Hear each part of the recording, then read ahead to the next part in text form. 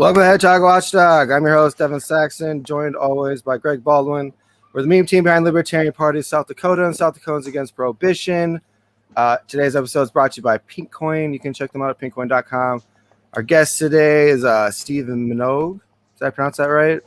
Yeah. Yep, Steve Minogue. He's the current membership director of Libertarian Party, South Dakota. Also was the vice chair of the Libertarian Party, New York. Welcome to the show, Steve. How you doing today? I am doing great, guys, and thank you so much for the invite. I really appreciate being able to come on and speak with y'all. Since I got to South Dakota, I've been watching the podcast, so it's cool to be a guest today. Yeah. It's always great to meet a fan. So I guess we usually just start out asking our guests how they got into the Labor Day movement and what they did to get involved with the Libertarian Party for the first time. Sure. So mine's a little bit of a long story. We're going back to end of 2017. I was in Syracuse. I'm a political science major in school. So I was looking for something to do. You have to get a certain amount of fieldwork hours to get into your upper level courses. And so I was looking for a way to accomplish that. I was a registered independent at the time, actually. But I've always considered myself more of a libertarian. But I guess I never subscribed to the party necessarily. That changed though, when that summer I went and saw Larry Sharpe speak, in Oswego, New York. And, Oswego, that's where I went to college the first time when I was a younger man, for business. But anyway, so I saw him speaking an advertisement on Facebook that he was having an event there at this coffee shop. I was like, go check it out. So I went there, and man, does he have a way with words, and he's very good at giving libertarians that call to action. Because I immediately left that meeting, that speech that he was giving. I found my local affiliate, which was Onondaga County Libertarian Party at the time. Went to their monthly meeting, said, hey, I want to get involved in this. I would like, to get involved with the campaign any way I can. I joined county affiliate there that night. And just really I've been diving in head first ever since then. But he put me in touch with Tucker Coburn, who is the Region 8 representative to the LNC. And he was the volunteer director at the time on the Sharpe campaign. And my first job, I remember interviewing with Tucker too. I always joke that it was the first time I had interviewed for an unpaid position. But I interviewed with him, and I started out as literally the sign delivery guy. So I was assigned 6 counties, and when people ordered a yard sign from the website, I would throw it in my trunk, go out there and deliver that yard sign. That was my first gig with the party, really. And, Nice. and that was fine. I mean, that's somewhere, you got to start somewhere. So I was like, all right, I'll drop a yard sign and stick them on that was fine. I did that for a little while. And then the regional director for Central New York had dropped. She just had too much family stuff going on, couldn't really fulfill the responsibilities. And so I talked to Tucker. I was like, hey man, I'll take it on. I've already been talking to people when I'm out delivering these signs. I'm building a team of volunteers, people that not only ordered signs from the website, but they want to be involved more. So I've kind of built this team, and he was like, all right, we're going to make you the regional director now of the campaign. And then we moved into petitioning. And that was something that me and my team really excelled at, was the petitioning part. In New York State at the time, you had to get 15,000 signatures to get on the ballot because we didn't have official party status in New York State for the BOE. But we were out at every county fair. Anytime, the nice thing about Syracuse, there's always these events in Clinton Square that we would go to, and we'd get out there with a clipboard. And you keep the messaging simple, hey, I got a Marine who wants to run against Andrew Cuomo. They're like, where do I sign? And so signatures weren't a big issue. But anyway, so we killed it in petitioning. Then we moved into canvassing. I did really well there. And then finally, when I got really involved in the party stuff, not just Larry's campaign, was right after the end of that governor election, when we got official ballot status. At that time, we had to form an official state party. At the time, we were it was the FLP, the Free Libertarian Party in New York Incorporated. It was the corporation. And then once you get official party status, you got to register with the BOE. It's a process. And so we had to form this new party out of the old party. And Larry reached out to me and asked if I would be an at-large member of the committee. And I said, like, I'd absolutely, like, I'm honored you'd ask me to do that. And so I was an at-large member, ended up getting reelected to that position once. And then the next convention, or no, it wasn't the next convention, sorry. Jim Rosebeck, the chair, stepped down, which opened up the vice chair position. And then I was appointed there and then reelected to that position. And I've been involved in the party ever since. You know, I'm obviously a dues-paying member of National as well. But no, I'm very passionate about the party. I'm very passionate about the political side of things, and actually, like, trying to run candidates and get people elected. I think too often as libertarians, we get caught up debating philosophy and things like that, when the main job of the party is to run candidates and win elections. And so that's what I'm passionate about is well, not only growing membership, which is a part of that, a part of winning elections and finding good candidates, but I'm passionate about the campaigning and really trying to find seats that we can fill or you know, areas of opportunity for us. Because I know in the Midwest out here, a lot of people run unopposed. That's a huge opportunity for us, and something I'm looking forward to hopefully contributing to, you know, growing the party out here. But I'm very passionate about not only libertarianism, but the party, and being a successful party. Well, you kind of answered some of this I questions. tend to just go off on rants. Yeah, just stop me anytime. No, you're fine. You're fine. All good stuff. I was gonna.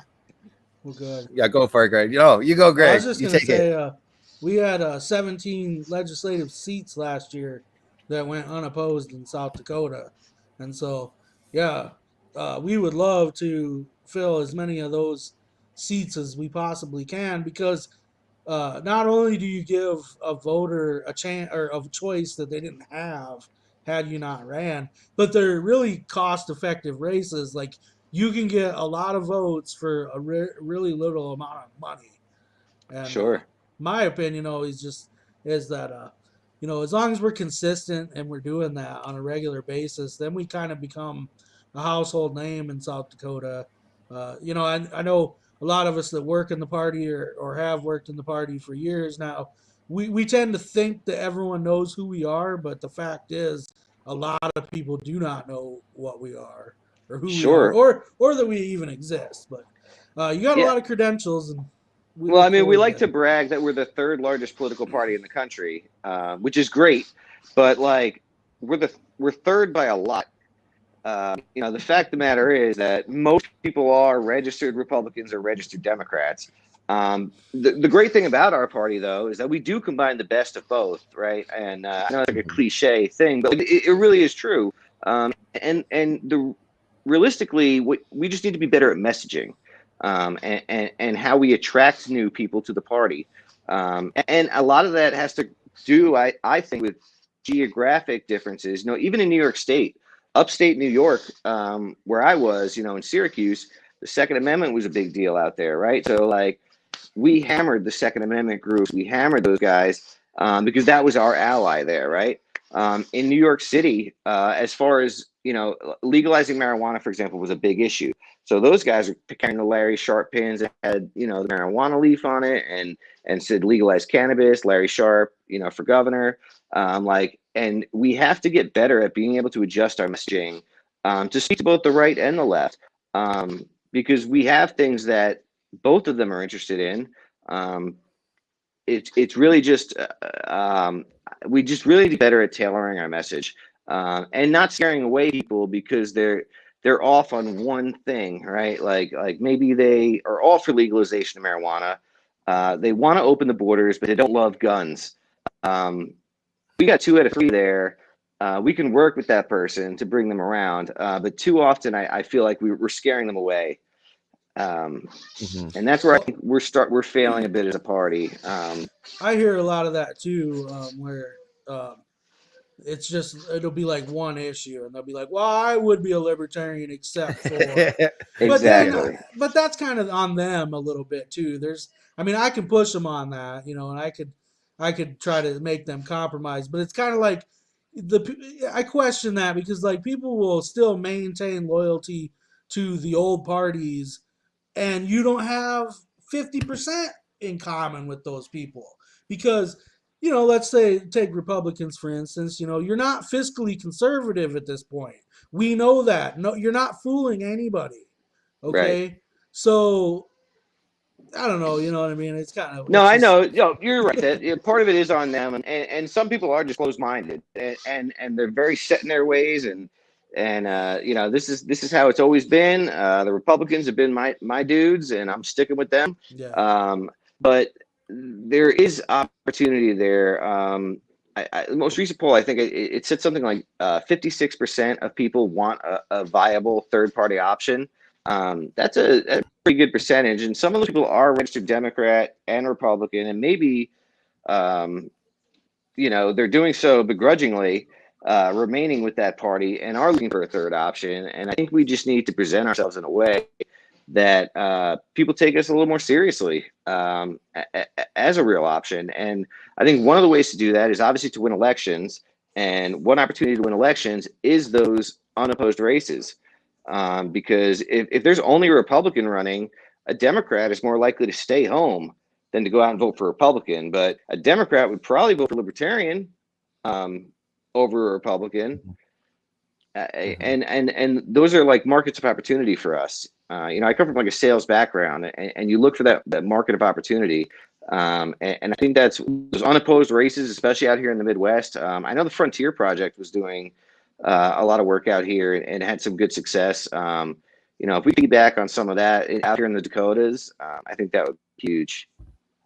Yeah, I think they worked on Gideon Oaks' campaign in District 30, and they got him up to like 29%, which is pretty good. That's phenomenal. Very honorable number. It was the highest that anybody else got. Sure, and I'm used to working. Sorry, go ahead. Oh no, I was gonna change subjects if you have something else to add. Yeah, no, we're good. We can move on because all right. So you moved here from New York. So what are some of your impressions of South Dakota? When did you move here, first of all, and what are some thoughts you have on South Dakota so far? So I got here, it was around the middle of November, and it's definitely different than what I'm used to. I lived close to New York City, and then I was in Syracuse, which is another like decent sized city. And so it's very rural out here. It's way more open land than I'm used to seeing, for sure. But the people, I can tell you, are really, the people have been phenomenal. Like when we moved in, literally 4 different neighbors brought over like baked goods and stuff. You just don't see that, nice. You just don't see that in New York at all. Like there's a very like the neighborhood, everybody knows each other. Like I'll be mowing my lawn, a guy come over and he'll just start doing weed whacking for me, and I'm just like, all right, hey dude, like appreciate it, like the people here are just so much more neighborly, and there's more of a community, and that's something that's been pretty cool. Like the people here are very, very nice. It definitely is different than the Northeast, for sure. Yeah, I remember I tipped a pizza delivery guy like a lot of money, and then he drove back and was like, hey, I don't know if you're meant to tip me this much, but I came back with the tip just in case. And it was like 30 minutes later. I was like, oh my God, dude. Yes, I meant to tip you this much, dude. Don't make this weird, man. You probably wouldn't see that in Syracuse. Actually, speaking of like Uber, like we ordered Grubhub the other day, and this pirate character dropped it off. Apparently he's like famous in Sioux Falls. He dresses up as a pirate, all this makeup and everything, and he sings pirate songs when he drops off your food. It was a whole thing. But we gave him a very good tip because it was hilarious. He started telling pirate jokes and stuff, which that was new to me as well. Yeah. Daryl Root, our treasurer, says, I understand Steve used to live in Pennsylvania. No, and I've never been to the East Coast. It's the only place I've ever been so far. I'm probably gonna have to go there next when I make a vacation. Yeah, I've never been east either. I'm sure Pennsylvania is similar. Well, especially in some of the cities, probably pretty similar to New York. I know they have a lot of rural areas as well, though. Probably similar to out here. Yeah, I think Daryl's from Centralia, and he moved here after a mining accident. Oh wow, okay. No, I'm just kidding. I think Daryl's going to come on second hour. We'll have to ask him about that then. That Centralia is the one with the underground mine burning. Taylor Roots is very similar to New York. Yeah, I'm sure. Yeah, they are neighbors. So I guess you kind of touched on this a little bit already, but what were some of your goals as membership director? You're recently elected in April. Yep. What's your vision for the next 2 years? Moved here in November and got elected 4 months later in April. I know. I know. I wasn't even going to run for anything. I wanted to be involved. I said, even coming out here, coming from the LPNY, like I said, I worked my way up from sign delivery guy to vice chair of the state party, and I'm so grateful for all the libertarians in New York for allowing me to do the things that I was able to do. I built a great team of volunteers that are still active in the party. Maura Botsford is one who is amazing. She was amazing during the Sharp campaign. Then she worked for the Whitmer for Congress campaign. And just like the friendships I've made there, and just the faith that they had in me to do the work out there. And coming out here, I said, like, look, nobody here knows me. I don't expect anything. I just want to be involved. I want to help advance libertarianism out here. So I was honored to take on the gig as membership director for sure. I think one of my main goals is obviously we need more engagement. I think once we get plugged into the city CRM with national, I think we're going to see, or I'm excited to use that coming from sales, they say it takes like 7 touches before somebody will pull the trigger. And I think we can use city CRM to engage our members more and raise funds so we can support more candidates. I'd like to see us running more candidates. I think that would be a huge win for us. I mean, do I expect us to elect 20 libertarians next year? No. But if we start getting double-digit returns on running some of these races, I think that's a win. And one way to do that is just to be constantly getting those touches in.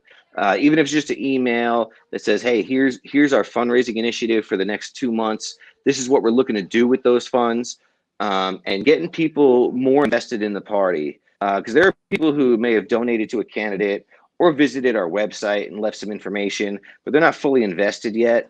But when they see that we're active and we're constantly reaching out and talking about goals and actual policy things that we're trying to do, they'll just be that much more invested, and they're much more likely to either give us money, or maybe some of these people are viable candidates themselves.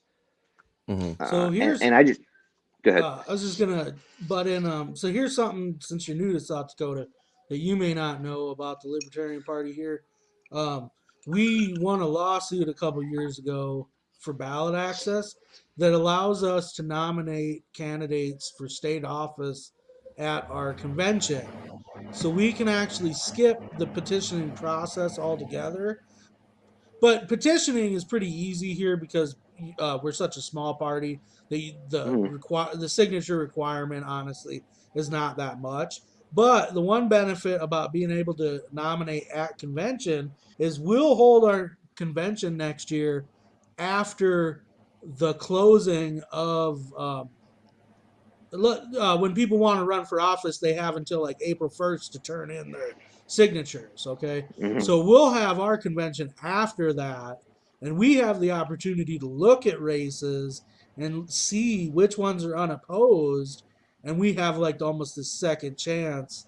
And so one thing we haven't done in the past is that we could do next year is, if we're on that CRM program, and we're contacting people easier, we identify what races are unopposed, and we start contacting people in those districts. Sure. So that's one way we could definitely do that. Well, that's huge that you guys are able to do that. That's not something we were necessarily able to do in New York at all. New York, in fact, makes things very, very difficult. In fact, after we've got automatic ballot access, Cuomo, he formed this campaign finance commission, this committee, and one of their recommendations was raising the threshold from 15,000 signatures to 45,000 signatures, and the vote total from 50,000 votes to 100,000 votes. And they also made us now qualify. Instead, it used to be you qualified every governor election, so every 4 years. Now we have to qualify in every governor and presidential race. So every 2 years, we're forced to requalify for ballot access. And there's a lot of theories on like why that happened, right? One theory is, when the Working Families Party snubbed Cuomo and nominated the Sex and the City lady. Her name is slipping my mind now. But so he's trying to eliminate third parties in the state. And so you'll basically have the Republican Party and the Democratic Party, and that'll be the end of that. Because New York State allows fusion voting, where like you can have so for example, there's a conservative party.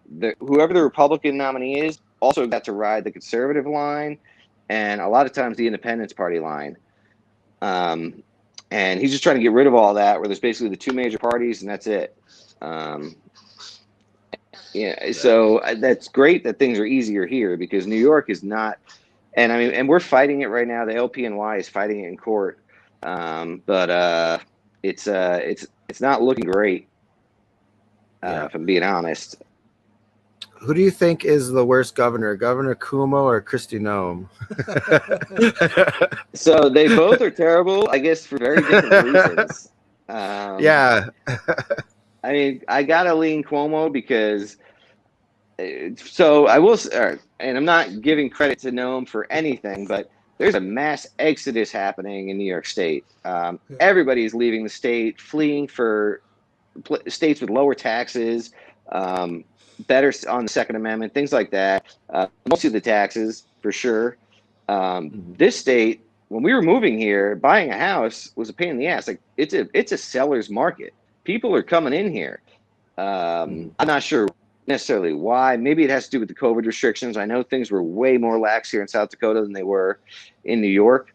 But people are moving in here and people are leaving New York. So I'd have to give it to Cuomo. I'd say he's worse.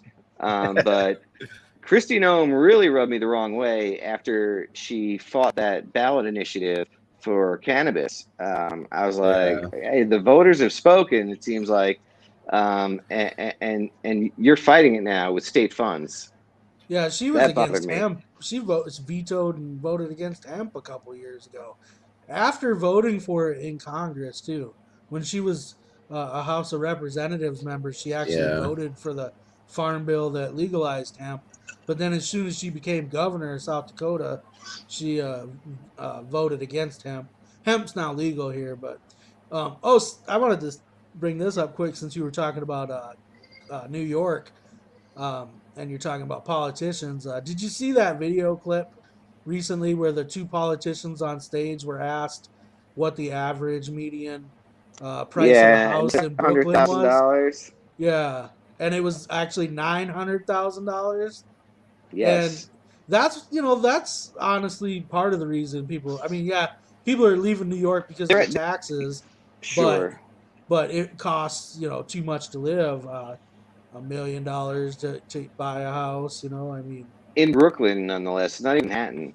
Right. And I was actually born in Brooklyn, and I lived there for a bit in Bay Ridge with my family, and then I went back recently to visit a friend, and I saw like condos, $1.2 million. Not even condos; they were apartments. It was a new building going up. $1.2 million. If you wanted like the nicest one, it was 2.5. It was crazy, and I'm this is Brooklyn. We're not even in Manhattan. So every job there just pays like 6 figures, right? No. No. No?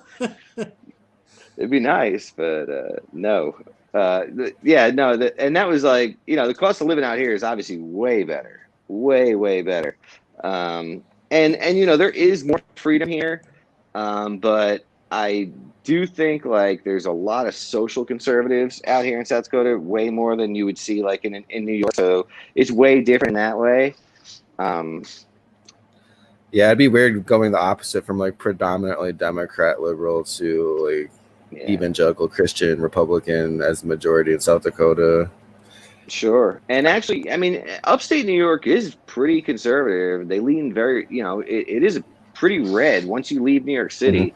And, outside of maybe like Syracuse and Albany and Buffalo, like the major city hubs, like most of those counties all end up going red. So it's not super different, but it is more like there's more, I guess, more religion out here. I guess religious conservatives than I'm used to seeing. But I mean, I've been around conservatives, and like I said during the Sharp campaign, that we used that. Like, hey, they're big on the Second Amendment, so we reached out to those gun groups, like, hey, you want somebody good on Second Amendment? This is your guy. It helped a little bit that the Republican governor candidate, his lieutenant governor candidate, had voted for the SAFE Act, like, and even proposed expanding the SAFE Act.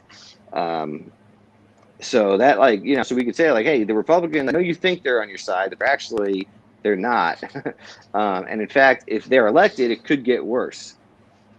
And so we did okay there, but unfortunately, like a lot of those big 2A groups, a lot of them are also very involved in Republican politics. And so they did a pretty good job at trying to smear Larry Sharp as like this super liberal, crazy guy who's everyone's gonna be smoking weed. Maybe you'll get more guns, but they'll all be, potheads will have guns, and then who knows what they're gonna do. It was like they were just posting this stuff on social media, and unfortunately, from what I've seen, a lot of Republican boomers are very susceptible to stupid Facebook messages, and they just eat it up, and they're like, "Whoa, we can't have that." Yeah. I liked him, but this is too much. And like, so I don't know, we were doing good for a while with them, but we still did. I mean, don't get me wrong, Larry Sharp he got us ballot access. I mean, the state legislature then took the fuck away, but he got us ballot access. Like, that's huge. And the first time, the LPNY has been around for 50 years.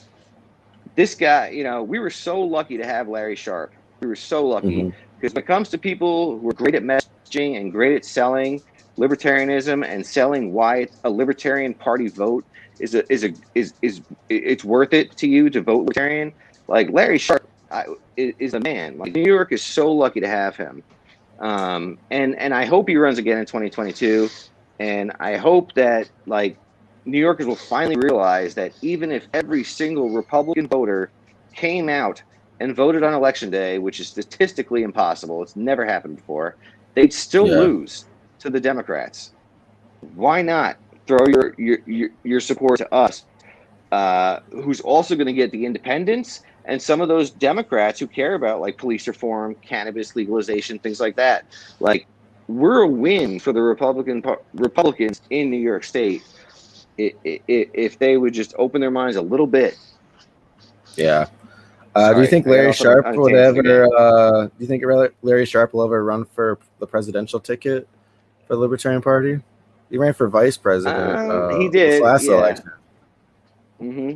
I do think he would. I think he'd be great. I think he wants to.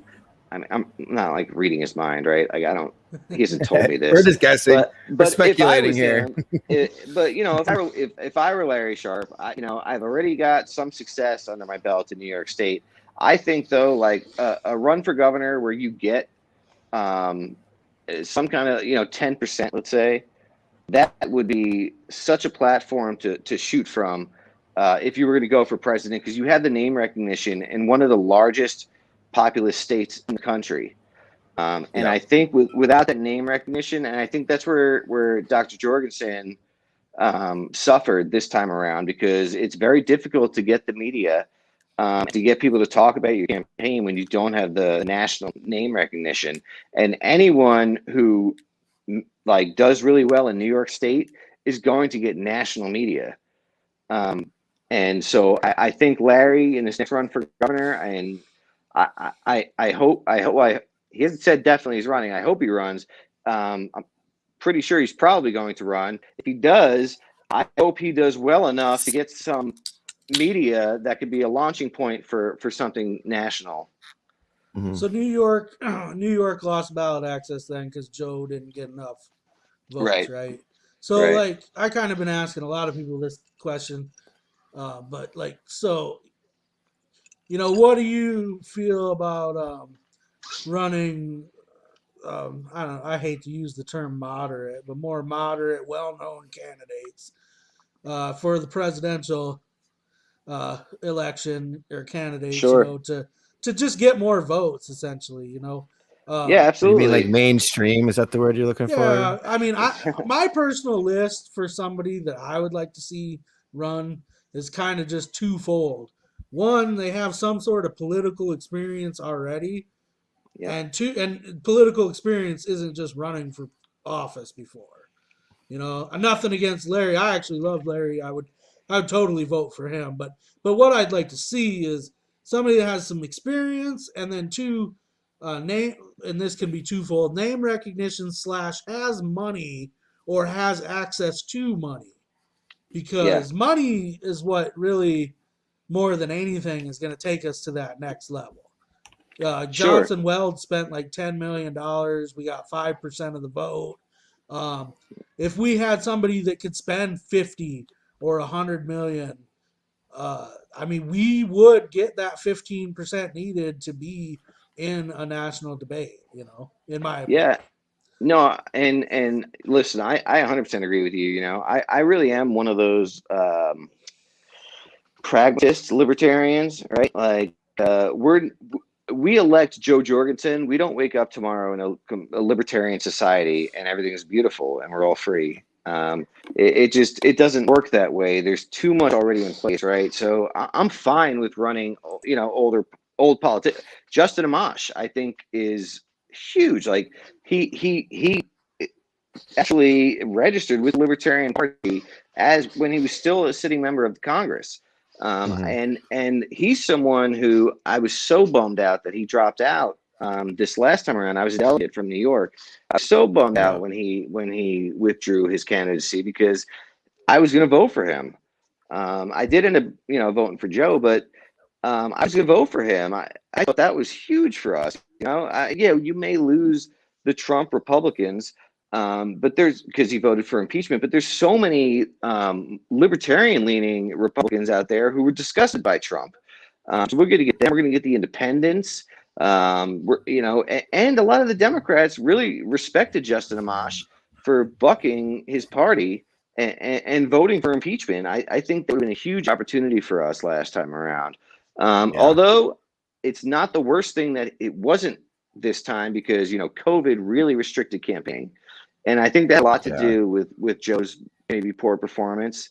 COVID had a lot to do with that. There was very few states that you could hold these events, even outdoors, and really get in front of voters. And so, and I think that it might be part of the reason that Justin Amash decided to hold off a little bit. And I'm praying he runs 2024, because I think he's got national name recognition. He has the contacts with money because he's gotten reelected to Congress multiple times. Not every person that gave him money is a MAGA Republican. Like there's other people out there who like him and would give money to him. And then to have the national party obviously backing him, we could make a real run at this at 15%. I think with Justin Amash. But I've always liked the people that have had a experience in elected office, who then come to us later. Laura Ebke, Ken Armstrong, people like that. Like I think people who have held government positions, then become libertarians, join the party, are vocally supporters of the party, are all good things for us. And I think in 2024, if we got an Amash, even an Amash Sharp ticket, could really well, because I'll say this over and over. Sharp is one of the best messengers we have in the party, and if we have someone like Amash who's going to get national media, and we put Sharp in front of the cameras, Larry's going to kill for us. Yeah, that's a dream ticket right there. Yeah, good ticket. I was going to ask you who you put as his vice presidential pick too. You keep just answering my questions before I ask them. Sorry, like I said, I tend to just You're going. So you're new to the party in South Dakota at least, and you just moved here. Do you have any questions for us? Being a new member. He said, "What the hell?" I know I'm doing a curveball question here. So the only I guess question I would have is who are our hardcores? Like who are our like what would you say our base? Right, I'll name them off right now. No offense if I forget somebody. We got me and Greg. We got Lisa. We got Colin out on the West River. Colin Duprell, the vice chair. We got Corgan. I'm forgetting last names. Larson, right? He's a Minnehaha County chair. He's been pretty active. I think that'd be top 5. I can go on. There's a lot of active people, but if we're doing like top 5 people I see at like every event and who are constantly trying to get people to do things, that'd be it right there. What about you, Greg? Any other names to add that I am not thinking of right now?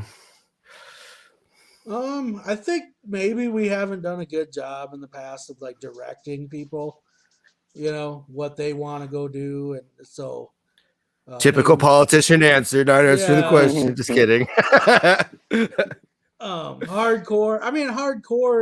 So yeah, the only reason I asked that is because like a lot of the stuff, the business of a political party and running campaigns and things is not fun work.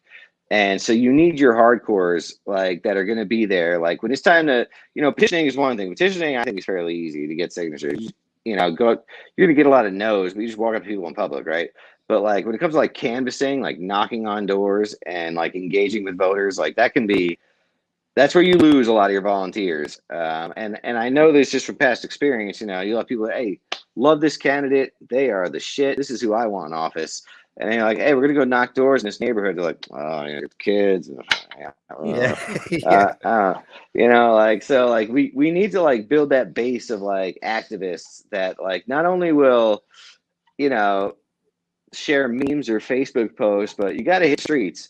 Canvassing is not fun, but there's a reason that like the Republicans and Democrats win elections is because they do that shit. They're out there pounding the pavement, knocking on doors, logging their, on their voter lists, the responses from people and what message is working, what's not. And so like, if we're going to like really run competitive races, we need people out there doing that type of uncomfortable work.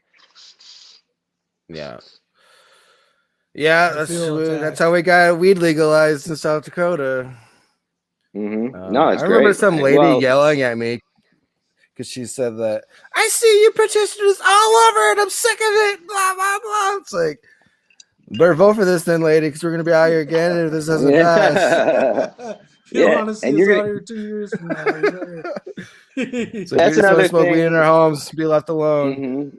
I think that goes back a little bit to my like sales background. So like I'm okay with being told no. Like it doesn't bother me. Like I'm not gonna do anything but like, get my property, and I'm like, oh, all right, okay, see you later. Like it doesn't bother me. Some people like they get a response like that from someone. They're like, what the hell am I doing? Forget this. Like this is too much work for too little reward. Most of these people are telling me to go to hell. So why am I really doing it? But it's like, well, it's the law of large numbers. The more people that you see, the more people that are motivated to come to your side. And even if you have to see some really crappy people, you're going to have some great interactions along the way as well. And like, that's politics. That's how you shift public opinion is, even when you have that terrible interaction with somebody, you don't say, you don't flip them off back or anything like that. You're just like, oh, well, you have a good day, sir. Thanks for listening to me. Let me write that. I don't know. It's just, don't flip them off back. Well, I mean, I'm just saying, like a lot of people who, especially who don't have like, if they are passionate about a candidate, have never done this type of work before, I mean, one bad interaction, and they're like, "Well, I'm done with politics. That's I remember the I worst did thing I've that. ever done in my life." I did that once. I was campaigning in 2018, and I was running for state house, and my buddy was running for U.S. House, and we had a booth up there in Sioux Falls at the local Pride event going on, and I don't know. I was pretty new to like working booths and dealing with the public, and I Mm-hmm. guess I would call myself a pretty hardcore libertarian, I guess. And so we had this group of ladies, and they were, I don't know, they were telling us basically that we didn't. Basically, here's how I interpreted what she had said: was that we basically, as a party, didn't need to exist. That we just took votes away from the Democrats, and we just made it so that the Republicans were in power, and that basically telling my candidate standing next to me that he had no reason to run for public office and that he shouldn't be doing what he's doing. And so I kind of took it personally, and I don't remember. I kind of insulted Hillary Clinton, uh, something about, because I was like, "Well, quit running terrible candidates.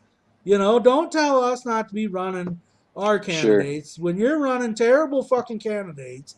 And I just was kind of mad because you're sitting here telling a guy that's running for office that he has no business running for office because your Yeah. candidate is entitled to those votes. I mean, Sure. but again, I Yeah, was I new hate that to it, and argument. I shouldn't. Yeah. I mean, and I I don't know. felt I like that guilty. mentality, Greg. After she walked away, I felt guilty, and I turned to George, and I was like, "Man, I said that didn't help at all." Yeah. I mean, I've had some rough interactions. So the one thing about being like, because I was also the vice chair of the Onondaga County of New York Libertarian Party. I was the political director. But the New York State Fair every year is in Syracuse, and so our county, like, we would staff the state party booth, and we had some difficult interactions. One thing that we did that I think was a great thing is we had like hundreds of those little copies of the world's smallest political quiz. Yeah. And we would ask people to stop. Hey, would you stop mind taking this quiz? Check it out. Like that, the thing is designed where most people are going to end up libertarian, right? And then we would have red, blue, and like gold stickers. And like if you're a registered Republican, you plot. We had a big blown up version of it. You'd plot where you ended up on the small quiz on the little card. And we'd have hundreds of these dots all over this big giant board, and people come by, they're like, "Wow, like I can't believe Democrats ended up like on the left side of the libertarian, like, you know what I mean?" Like, and it gives you some credibility. Like, yeah, look, like most people are libertarians when they actually break it down into policy. And even Republicans, Democrats, look at how much we actually agree on. The Libertarian Party is the only party that is combining those things into one single, platform. And it really opened a lot of minds. And literally in one state fair over 2 weeks, we registered, God, it had to be 340 something libertarians, from taking that quiz and seeing where their peers ended up on that political compass. And I think that's like if we are going to be at the state fair or things like that here in South Dakota, like that's something that we could bring over. And because I know it's a deep red state, a lot of Republicans, I know they agree with us on most stuff, but the way those questions are worded, like in that quiz, it's even hard for them to disagree with some of like the things they're, there you go, that's a good model there. Yeah. But you'll start to get those Republicans to come around on things like cannabis or LGBTQ, but the only way to do that is to show them, like, look, your peers are here too. Just an idea. Again, I'm just ranting. No, I like the idea.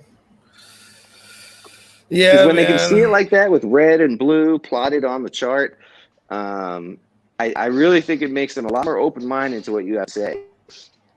And they were literally, we had voter registration forms at the booth, and they were enrolling libertarian after. Well, that's what's so talking to us. frustrating about losing ballot access is, because I've only been involved with the party here for 5 years, but I researched the party history since we were started up in 1992 in South Dakota, we've lost ballot access, I don't know how many times, at least half a dozen times over them 20 years or 30 years.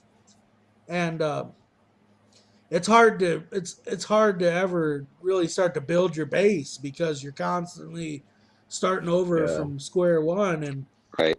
so we've finally started seeing some good growth here in South Dakota because we haven't been struggling for ballot access. Now we're actually able to build our base a little bit. I look forward to it. Yeah, we had three.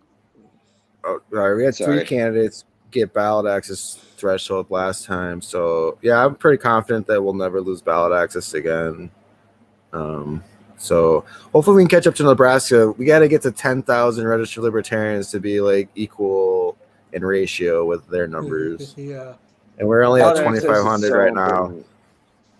Yeah, ballot access is so important. Like, for the longest time in New York State, you had to check other and write in libertarian.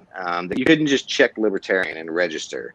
And it's hard to grow your party that way, right? You're like, hey, look, here you have to give them special instructions on how to register with your party. Yeah. So like we had like 7,000 at the time Larry Sharp's campaign.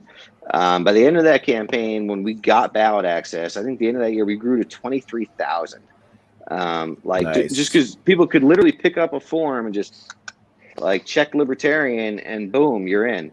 That's a big deal, right? Because it gives us credibility when you're on the voter registration form that they can just check the box like that. That's huge as a party.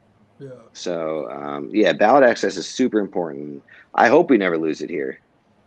I'm hoping that there's been a couple of attempts to the last couple of years in the legislature that hasn't went anywhere, but there's been a couple of attempts to allow online voter registration because we don't allow that. And if we allowed online voter registration, I think we'd grow even more. Yeah, we definitely would. Yeah, that's one thing that holds people back because, a lot of libertarians are younger, so we're online, and I think that's a barrier. And I think it gives an advantage to the other establishment parties who are, no offense, but they're older people generally. Most people have never had a problem with people that are dual paper. But I've always kind of wondered, because like I've personally gathered a lot of, personal voter registration forms from people. And for the most part, I never got any pushback on it. But I always kind of thought it was definitely it's an antiquated system, but it's a lot. There's a lot of personal information collected on that voter registration form. Your name, your address, your in South Dakota, they want your driver's license number. If you're changing addresses, they want your previous address. Anyway, just from a privacy aspect, it's like we should move that all online. Like the state is fully capable of doing that. Like, I can sell my car online by getting tags. I can do a ton of stuff online in South Dakota. You can file campaign finance reports online. Yeah. You can set up your campaign online. All that stuff can be done online, but there's a serious pushback to allowing online voter registration. That's interesting. I can't believe that you can't do that here. That's very surprising. That's I mean, it's 2021 now. I know. Yeah, let's get up with the times. What do you guys think about North Dakota? They actually don't even have to register to vote. You just show up with your driver's license and you can North Dakota driver's license or something, and then you can vote. It's not good for the party. I mean, you can't really gauge how big your party is. Yeah. How do they do primaries? I don't know. Yeah, did we ask them? I think we asked them on one of our last episodes. We had the North Dakota chair on Greg's roundtable. Do they have open primaries then?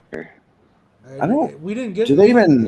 Yeah. Yeah. We didn't go into detail because we went around the group asking, who all, how many registered libertarians there were in each state, Yeah. And, North Dakota, there was, you couldn't register libertarian. And I think Missouri, you couldn't register libertarian either, if I remember right. So that's kind of weird. Yeah. Yeah, I mean, those states are still out there. You know, I mean, New York, you can't register Libertarian this year. You were able to last year. I mean, you know, the freaking legislature, and they see like a strong competitor building. They immediately got to squash that shit, you know, and it's frustrating. And that's honestly, though, that motivates me. You know, like a lot of times working a third party is discouraging. Like it can, you know, you get beat down a lot, you lose a lot, and it sucks to lose. But you know, that should be motivation to work even harder. Because I mean, even if you look at like most years, even the LPNY, like we were growing every year. Like there was growth there. Sure, it's not, maybe we're not at the level of the major two parties, but there's something to be said for people out there that are disgusted by the whole system. Like there are tons of people out there like that. We just have to we have to find them, and it's got to be the right message, right time, right place, and they can become allies. It's just we don't have a lot of electoral clout, you know, like we don't have we can't really flex like they can. Like we haven't elected a president before, we haven't won a governor race before. So it's hard. It's hard work. It's not always the most fun. But like the payoff in the end, if we can win a major election like governor, is going to be so huge. You win one governor's race, that spreads across the entire country. And I'm not saying it's going to happen this year, next year, but we're getting better. We're getting better at running campaigns. The party is getting better at finding good, qualified candidates. I mean, I feel like every year we're increasing the number of elected offices that Libertarians are holding. Yeah, that's why I'm here. I'm waiting for that big reward at the end when we finally get some big offices with Team Gold in them. I mean, win town supervisor, that'd be huge. Yeah. If you're the Dakotas, at least, you know, you get a county executive, town supervisor, something like that. That's a huge win too. Yeah, we got one city council member we elected in Rapid City. What was that, 2 or 3 years ago? I don't know if he's still in office. I think so, because I haven't heard much about it since. But yeah, Lance Lehman. So we got some progress in South Dakota. We got a lot of work to do still, though. I'm thinking about maybe running for something locally like that myself to try to get some W's up on the scoreboard, at least, even if they're smaller W's. Yeah, I mean, I think town council is always a good place to start. Or I don't know what they call it out here in South Dakota. It's how they break it up. But I mean, in New York, you had like your town council and like your mayor, obviously, and then county executive or county legislature seats. But something like that, like those are way more manageable races because you don't need a lot of money to run them. And it's, I know in my town, the guy won unopposed and he only needed 42 signatures. So it's like, man, that's so achievable, it seems, you know, just like 40. So you're telling me if I get 43 people in Lennox to sign this petition, I could be potentially unopposed. And if I'm not, then it's a 50-50. Greg just keeps vanishing. What about you, Greg? You gonna run for Wakanda City Council? Or I think it's too late this year. I think those elections are June 8th, and I've considered it. Last year, the guy, I think there's like 3 or 4 people on our town board, is what it's called, but they're not all up for election every year. They like alternate people. So like last year, apparently the guy that was up for re-election was a good guy, one of the good ones. So I was like, yeah, I better not. But there is one asshole on the board. I remember one year, a couple years ago, the asshole on the board like went around on my property. I went out there and all of a sudden I had a bunch of like trees trimmed and shit. And I was like, what's going on here? Why are all these branches laying on the freaking ground? And Yeah, apparently he just took it upon himself to go around the town beautifying the town. And then one other thing that my town did that kind of irritates me is I live in a really small town. I mean, there can't be more than about 200, 300 people that live here. We got a gas station, we got a bar, and that's about it. And they hired a guy a couple years ago. Actually, it was a gal, but they hired a person to go around and enforce codes. They called it a code enforcer. So this person gets paid $15 an hour to ride around on their golf cart, Righteous bucks, and to harass, people for not picking up their yards and this and that. And maybe I'm a little more radical, but if you own your land and your property, I don't really give a crap what it looks like, and it isn't up to your neighbors to think that it looks good.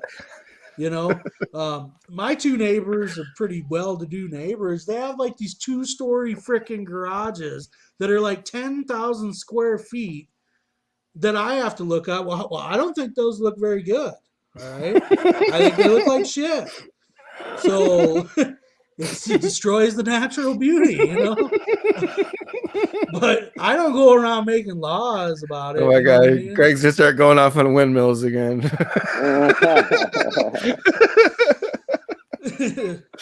No, but I mean, town board's a good thing. My point being is, like, you get someone elected to the town council, and as a libertarian, right, and they don't fucking I'm with you, Daryl. I'm about to get to that, but the roads don't fall apart, like everything still functions correctly, but maybe they get less property taxes. And I'm like, oh shit, man, maybe libertarians know what's up, right? Like I voted for this guy. He hasn't destroyed my town. Like, let me pay more attention to what's going on here with the Libertarian Party. And I think that's a good place to start. And then it's funny you say that, because this is our first time that we bought a house when we moved out here. We've always rented everywhere me and my wife have been, because we've been all over. And now you're obsessed with lawn care. Oh my God, I gotta get my line's got to be right, dude. Keeping up my with the Joneses. Oh yeah, my neighbor, he's got dandelions that come out his ass, dude. Drive me nuts, because mine is beautiful. I'm the only one that has dandelions. My two neighbors keep their yards immaculate. They're spraying them with fertilizer. I've never owned a house before. It's part of it. I'm like, oh man, that lawn looks good. That's funny. I heard they're good for the bees. That's all I'm saying. Fuck bees. I want golf course fairway lawn. That's what my neighbors' lawns. They're like, they mow them at an angle, so they got this look to them. Yeah, I'm working up to the crisscross. I'm working up to that, dude. I'm not there yet. That's funny. So Will, do you have any more questions? No, I didn't have any questions. I don't really have any questions. I mean, I'm excited. I'm super excited to work with y'all, for sure. I think there's an opportunity out here for the party to really grow. I mean, I know this is like a deep red state, but I'm telling you, there's tons of Republicans. Well, maybe, and my perspective may be skewed because I'm coming from New York, and even New York Republicans were a little peeved with Trump. They weren't big Trump fans. But those people exist. They're out there, right? And they're looking for something else. And then there's also the Democrats in the state, because it's a deep red state. It's the same thing like the Republican Party in New York. Like I said, if every single one of you guys showed up on election day, you'd still lose. So you reach out to those Democrats. Look, if every one of you showed up, every one of you in South Dakota showed up on election day, you'd still lose. You reach out to those never Trump Republicans. That's a huge market for us, because we can make both of them fairly happy. Well, I think we can really without abandoning all of our principles.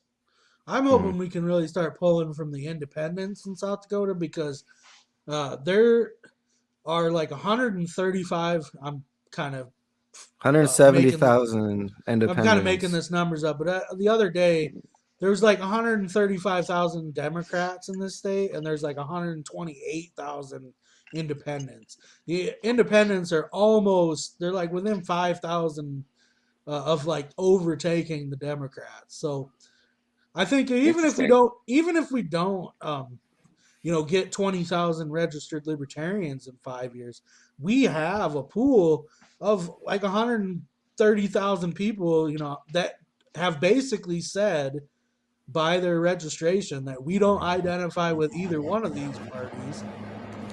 They might not know who we are, but I think that's I our almost opportunity. I almost see the independents as like low hanging fruit. I feel like they're easier to pick off because Democrats and Republicans, especially after the Trump era, got so entrenched in either side. Like they don't even necessarily like Joe Biden, but they're like, but I hate that guy. And the same thing with the Republicans are like, well, I don't love Donald Trump, but like, I don't want to be socialist or, like it's just, they've been so entrenched, like the independents we can get easily. It's getting people to leave that camp, that they felt like they identified with for so long. My parents were Republicans. I'm a Republican. Like my kids are going to be Republicans. Like it's getting people to leave their team that I think is a lot harder to do.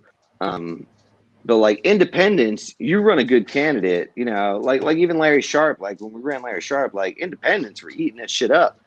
It's the Democrats and Republicans that were harder to really, like I said, the 2A people were really receptive at first.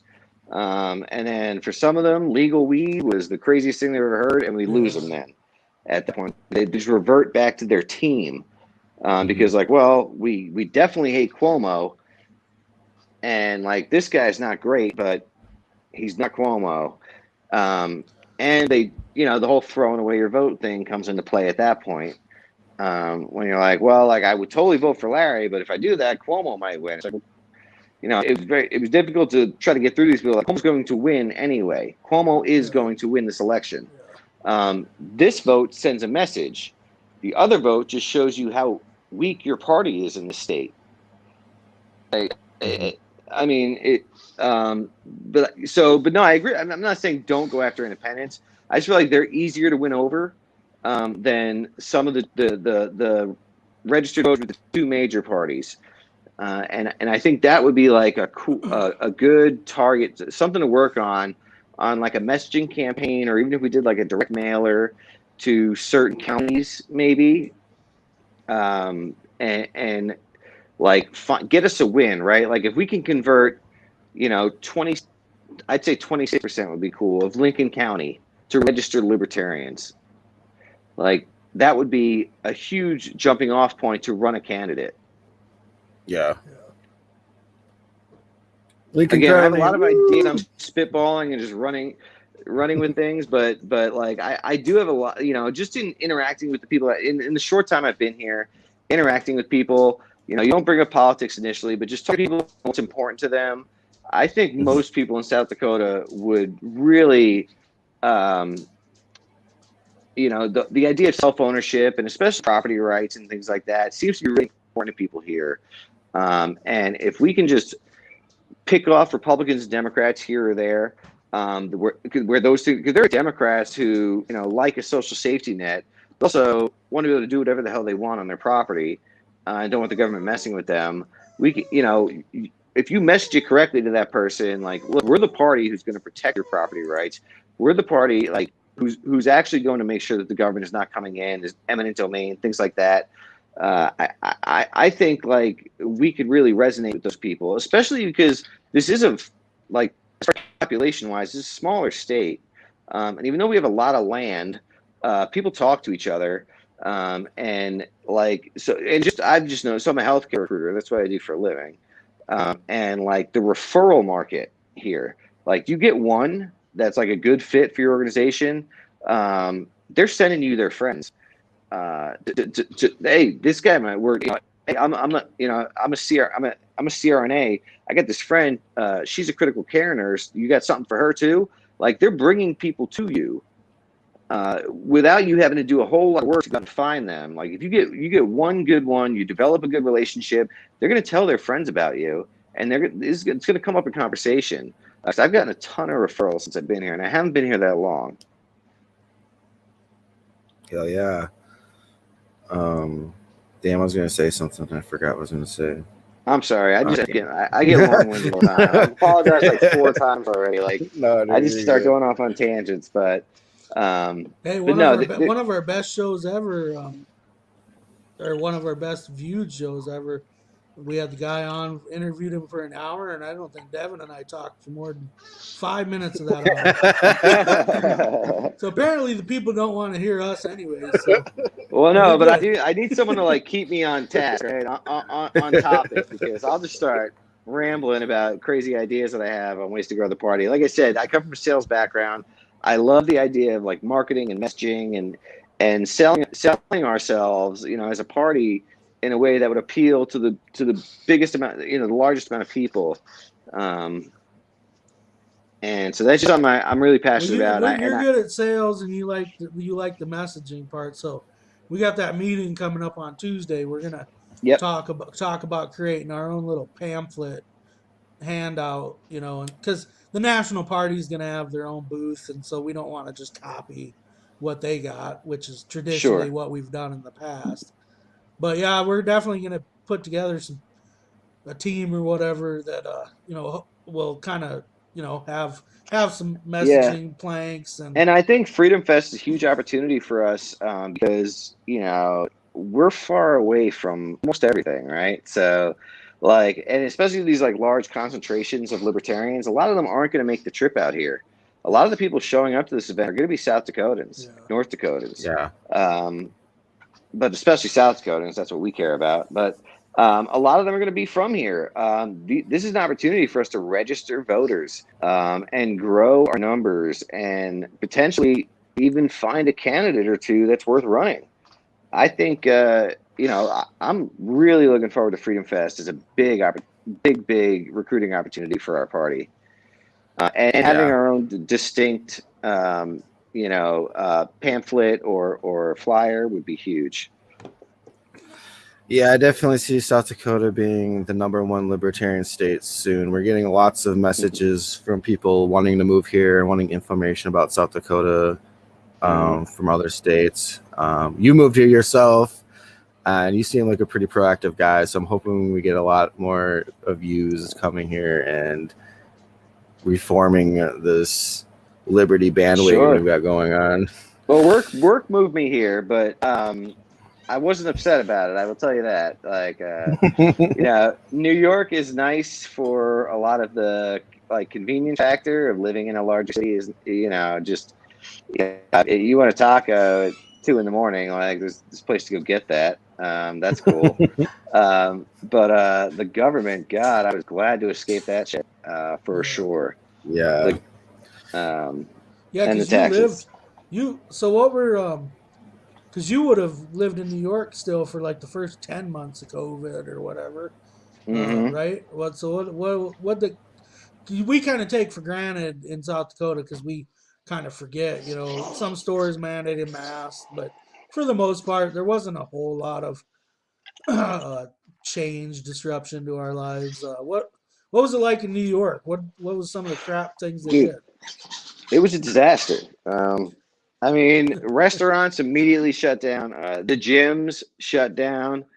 There were still some restaurants that were doing delivery only, but a lot of them couldn't support that. They didn't have this. They couldn't afford to keep the staff on to even support that, just delivery or just takeout. Yeah. So it was like we were literally just locked in our house. Like, we were literally just stuck in the house. There was nowhere you could go if you wanted to. I mean, obviously the gas station or whatever, but or the grocery store. But even then, it's masks everywhere. And it was crazy too when I came out here. I'd go into a gas station, like a Casey's over down here in town, and wearing a mask, and everyone's staring at me like I'm a nutcase. Like, what are you doing, dude? Like, what is this? Like, just stay 6 feet away. We're good. Like, I was the weird one, But I'm coming from New York, but no, everything shut down. Absolutely everything.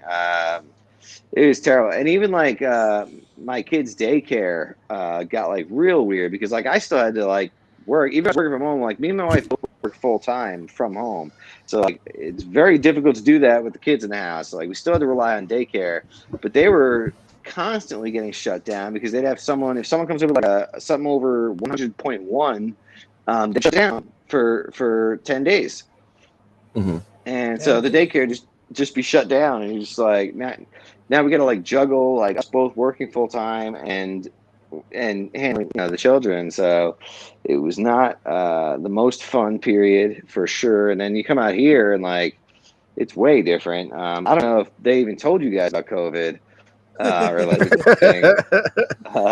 Yeah, we get news like 5 years late here. Right. When we got here, we're looking at houses, we're touring houses. Like we meet our realtor for the first time in person. We've been talking to him from New York.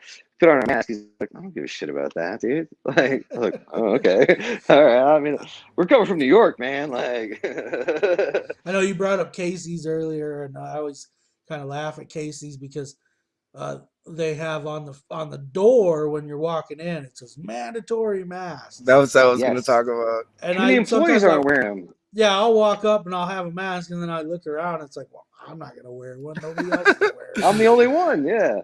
Yeah. It must be like some corporate. And don't tell me to eat their pizza either. I keep getting people telling me to like Casey's, man, for pizza. I'm like, I come from New York. I've heard that too. Actually, our movers told us to eat the breakfast pizza, but I'm coming from New York. I got pretty high standards for pizza, and Casey's pizza sucks. I mean, their pizza is just, it's just pizza. It's always the only option. How can you even say it's even decent if there's no competition? Man, I like the breakfast pizza. When I used to work, that's exactly what Lisa said. Yeah, when I used to work early in the morning, I'd go get a slice of pizza, and I get they have these like cheesy potato bites. Oh, I just flashed a white supremacist symbol. But they have these cheesy potato bites. And those things are delicious too. Yeah, I mean, maybe I'll try the breakfast pizza, but I will tell you, like, pizza wise, I don't think anywhere in South Dakota is going to come even close to New York for sure. I don't know. Maybe I'm just being like a challenge. There's a guy down here in Yankton. If you ever get down to Yankton, I've never had New York pizza, so I don't know how it compares. But he's actually from New York. And, okay. He opened a bar. It's called Cheers, and it's down in Yankton. And he has got a Reuben pizza, and this thing is freaking delicious if you like Reubens. So I'm all over both states. Like if there's a hospital or a teaching residency program, like a teaching hospital, or even some of the smaller clinics, I'm all over the state. Like I travel a lot for work. I cover all of South Dakota and all of North Dakota, as far as like recruiting wise. So I get all over the place. I definitely plan to like try to find that place that can like reach New York standards. Yeah. And I'm sure it's out there, right? There's tons of like wood-fired pizza places that are pretty decent. Yeah. All over the place. So I'm sure I'll find one. I just haven't yet. How much is pizza in New York? Because I went to Chicago to try Chicago-style pizza. Like, we got to try Chicago-style pizza. It was literally $40 for a pizza for each of them. We spent like $80 on two Chicago pizzas. Pizza, look, that's like pretty heavy. That's like pizza casserole, dude. Yeah, it was a casserole. That deep dish is something else, man. It's not real pizza.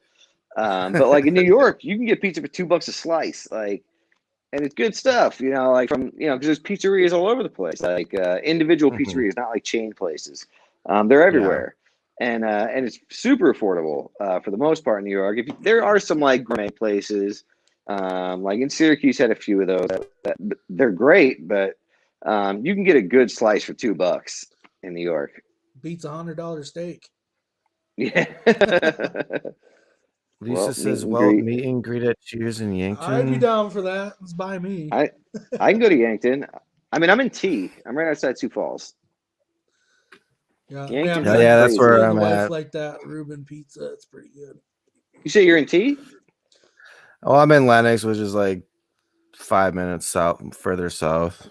So shoot, okay. We're both in southern Sioux Falls suburb areas. Yeah. No, we'll have to link up. I didn't realize. So we're gonna have to like dominate Yeah, we're gonna have to create the Lincoln County Libertarian Party affiliate. Yeah, and that was one thing that was really big in New York. Are we going over time? I don't know how much time we actually have on this We got thing. another 45 minutes if we want. Okay, because in New York State, so like one thing when we got ballot access, a big priority was growing county affiliates. And we did a really good job at it. 62 counties. There's 62 counties in New York State.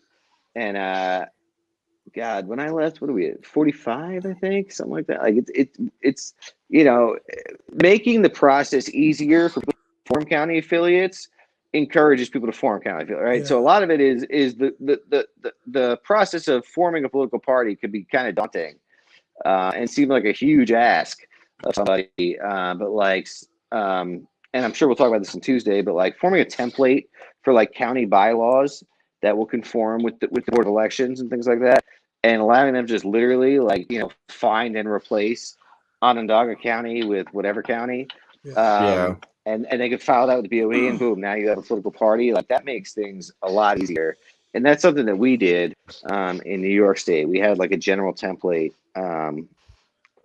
Well, we're slowly chugging away at that. I've been working at it on bylaws committee a little bit. But basically, I'm just using our bylaws and simplifying them for a county party. Sure. Eventually, we'll get that. I think we should add some more stuff to this affiliate packet, or I guess there's some states are doing affiliate in a box or whatever. I think it'd be cool if we could afford to give some free T-shirts or something when they form an affiliate or something. I don't know. Give them some stickers and some bumper stickers and what else would you put in affiliate in a box? I don't know. Besides the bylaws that they could file and maybe some Secretary of State paperwork. On that round table, we had Missouri just gave their affiliate, every new affiliate just gave them money, like $500 or whatever, and then let them go and create their own county materials, a banner, some stuff, whatever, to get them started. If we had the money to afford it, I think that would be awesome to do it.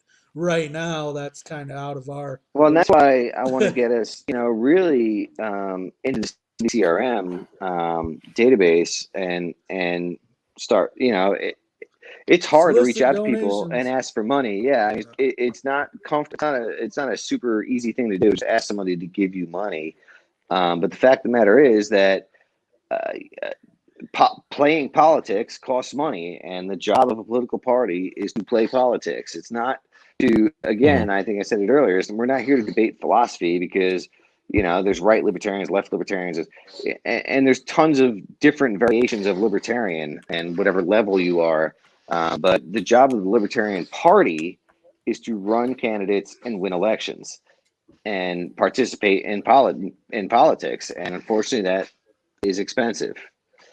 And so we need people who aren't just, I'll get on social media and I'll say I'm a libertarian because no, well, you need to actually, if you care about libertarian ideas and a libertarian leaning system of government, it's going to cost money.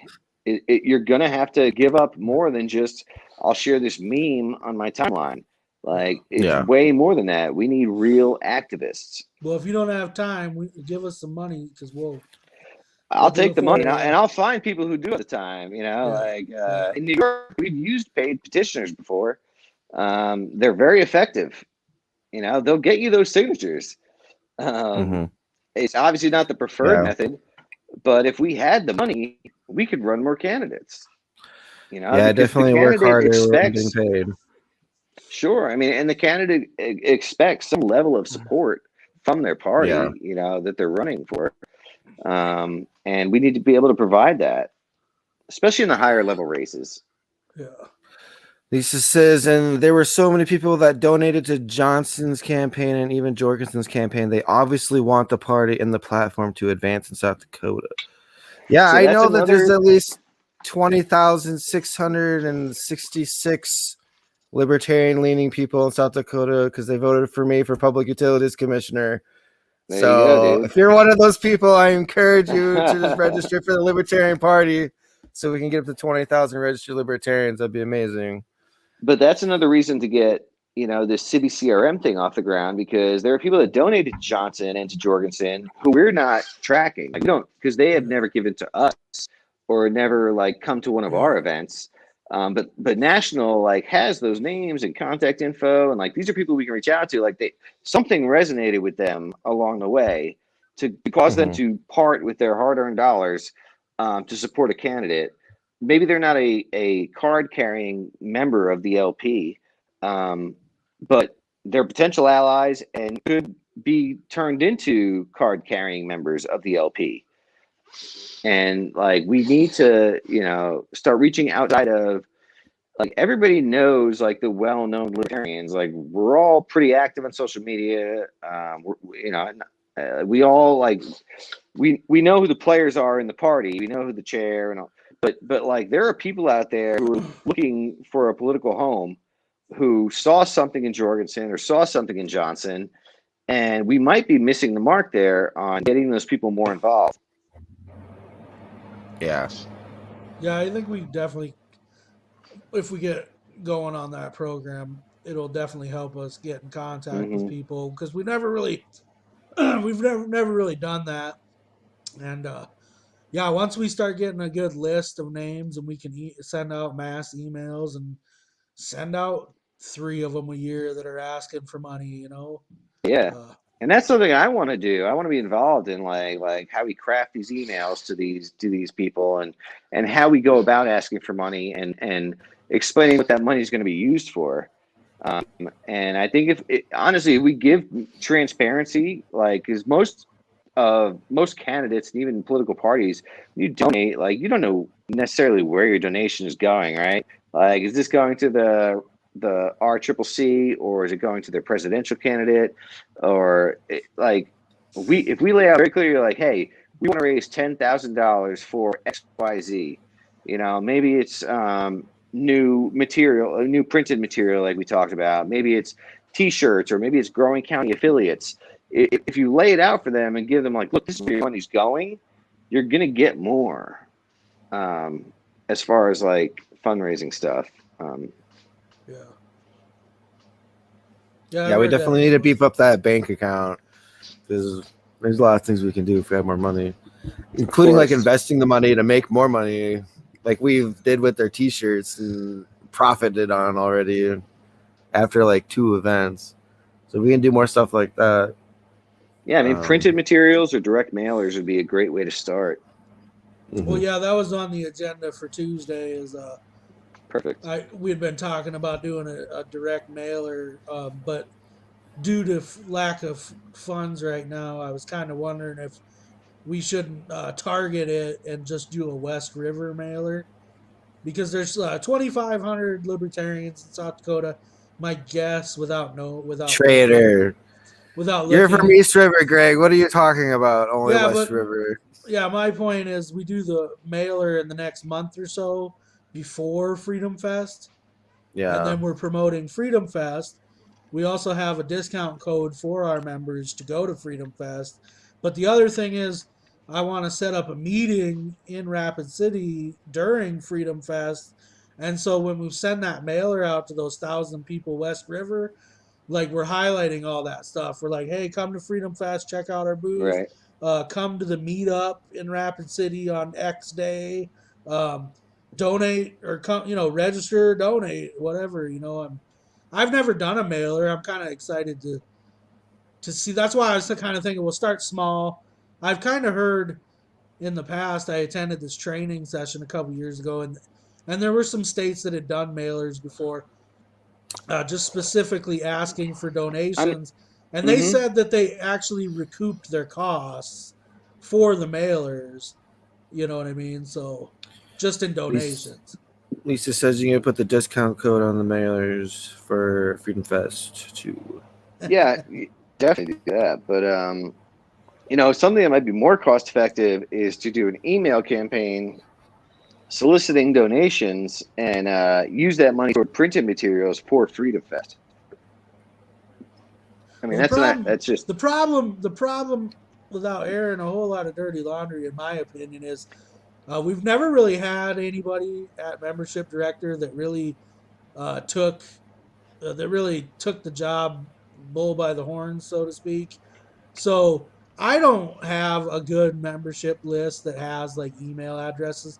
We do have the state voter file, but that state voter file does not include email addresses. It is literally just a name and an address. So my idea is that we do the mailer, and then if nothing else, it's data collection. It's like, hey, for sure. register with our site. Give us your email address. We don't want to keep wasting a stamp to eat. Right. Let us email you. Send us your email address. Dale Root says, "What's the percent return on mailers? Most marketing books I've read say around 2% participation." True, but if those 2% respond and they donate $20 each, and the mailer only cost us $100 to do, it only takes 5 people responding to that out of 1,000 to make our $100 back. Sure. Yeah. Yeah. I mean, that's something that obviously we'll talk about that like outside of the podcast. We're getting like deep into like party business, but yeah, well, I think we can probably reach out to National and get the email information for people that could be good potential. Even before we get onboarded to CVCRM, we can probably get a list from National. They'll probably work with us. Get us that information because I think we'll get a higher participation percentage from email. I know he mentioned 2%, and that's probably about right for a paper direct mailer. But email, people find it much easier. Like they open an email on their phone, they can click a link, and it'll take them right to our page to donate. That might encourage more participation. And instead of just getting return on our, like, just breaking even, we can make money. Yeah. Lisa says you can put a QR code on some to register right on the mailer. And that would be helpful that'd be too, perfect. for sure. That would definitely be helpful. I don't know. Like I said, I'm kind of like, ever since when I got here, I was elected to the position. I've had a lot of ideas on things I think we could do that could be potential growth for us and that could help us. And so I'm really just like spewing all those here right now. Maybe this is better suited for our meeting on Tuesday rather than the podcast. But I'm just like, I'm really excited to get to work. And I want to see this party grow. Especially while I'm here, which is going to be for at least the next 3 or 4 years. Well, you got a lot of work to do. Well, I'm ready for it. I'm ready to get to work. Like I said, that's why I'm just kind of like throwing things out there, seeing what sticks, but I have a lot of ideas, things that we can do to really just increase our outreach and make more people aware of our message and even that we exist at all as an option. But yeah, I'm excited about all that stuff. Do you have any more questions for Steve, Greg? No, I didn't. I was done questioning him a long time ago. Yeah. Well, thanks for coming on the show, Steve. We'll see you at the meeting on Tuesday. You have anything you want to plug before you sign out? I have nothing to plug. I don't do my own podcast or anything like that. I'm just a guy who likes to volunteer for the party, who likes politics. I love, thank you, Lisa. I've always loved politics, and now obviously being a political science major in college, I work full time. I go to college part time. Being a political science major, I'm super happy to be involved. I love the work that I was able to do in New York, not only on the Sharp campaign but with the state committee. And so I'm looking forward to bringing some of that. Is he being entertained? I don't know. No, I don't think so. Well, you don't have to leave if you don't want to. We're just going to cover a couple topics, I think, still, aren't we? Oh, okay. I thought I was saying goodbye. Yeah, I'll hang. You can hang if you want. Yeah, we're just gonna talk about. I don't know. I know the one thing I wanted to talk about this week. I didn't pull up any articles, but I've gotten ready. Which one do you want to talk about? The Mike Lindell story. All right. All right, we'll bring it Made up in his here. home state of Minnesota. Yeah, so the people that don't know, this Mike Lindell, he's the inventor of My Pillow. You've probably seen those ads on TV, but he's one of the people that thinks that Trump got robbed of the election, and he's been banned from Twitter, and he's been on a rampage talking about Trump being. I guess they made a documentary too or something. But he came to Mitchell, South Dakota on Monday to launch his new social media network called Frank, which is probably like the worst name for a social media Frank network. Speech. I think it's Oh, Frank frankspeech.com or Speech. something. Yeah. And it's getting dark. Let me turn on that light. Daryl's comment, myconspiracy.com. That's a good one. Wow, a lot of people actually showed up to this event, it looks like. Or maybe that's just the camera angles. So they were, what I had heard was they were expecting like 3,500 and about 1,000 showed up. But yeah, it looks like a lot of people there. It's still more people than should show up to this thing. 1,000 is still too many people. My brother was asking me the other day, he's like, who invited him to South Dakota? It's like, why did he come? No, he chose South Dakota because he liked Kristi Noem, he said.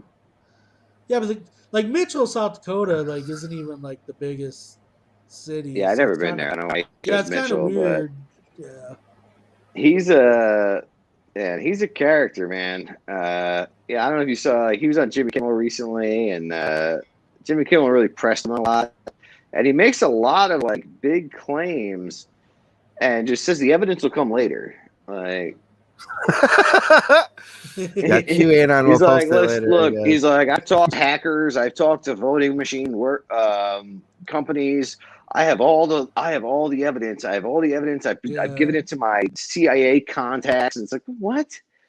How does Pillow Guy have CIA contacts? Like, he makes pillows, great pillows. I will say that, dude. I had a My Pillow. I was very upset. I left it at a music festival that we went to. It was a camping thing, and but dude, great pillow. That man can make a pillow, but he's also a little bit nutty. I've never tried one of the pillows, but yeah. Oh man. Yeah, I haven't tried one either. I don't think. I don't know. I was a huge fan of mine, man, and I've been bummed out ever since we lost that thing. But I also want to order a new one now because he's too far. I'm not going to support his agenda here. Well, I was wondering. See that a couple months ago, although I think it went out of business already because it was a terrible idea. But a couple months ago, that David Hogue or whatever. The guy on Twitter from did a competing shooting. Yeah. So yeah, he started his own liberal pillow company because his is a conservative company. So then my thought is, it's like, well, should we start the Libertarian Pillow Company? Hey, yes, we should. I think that'd be actually. I think we would actually make money from that. I think we would need Bell's patented adjustable fill that you can adjust to your own neck.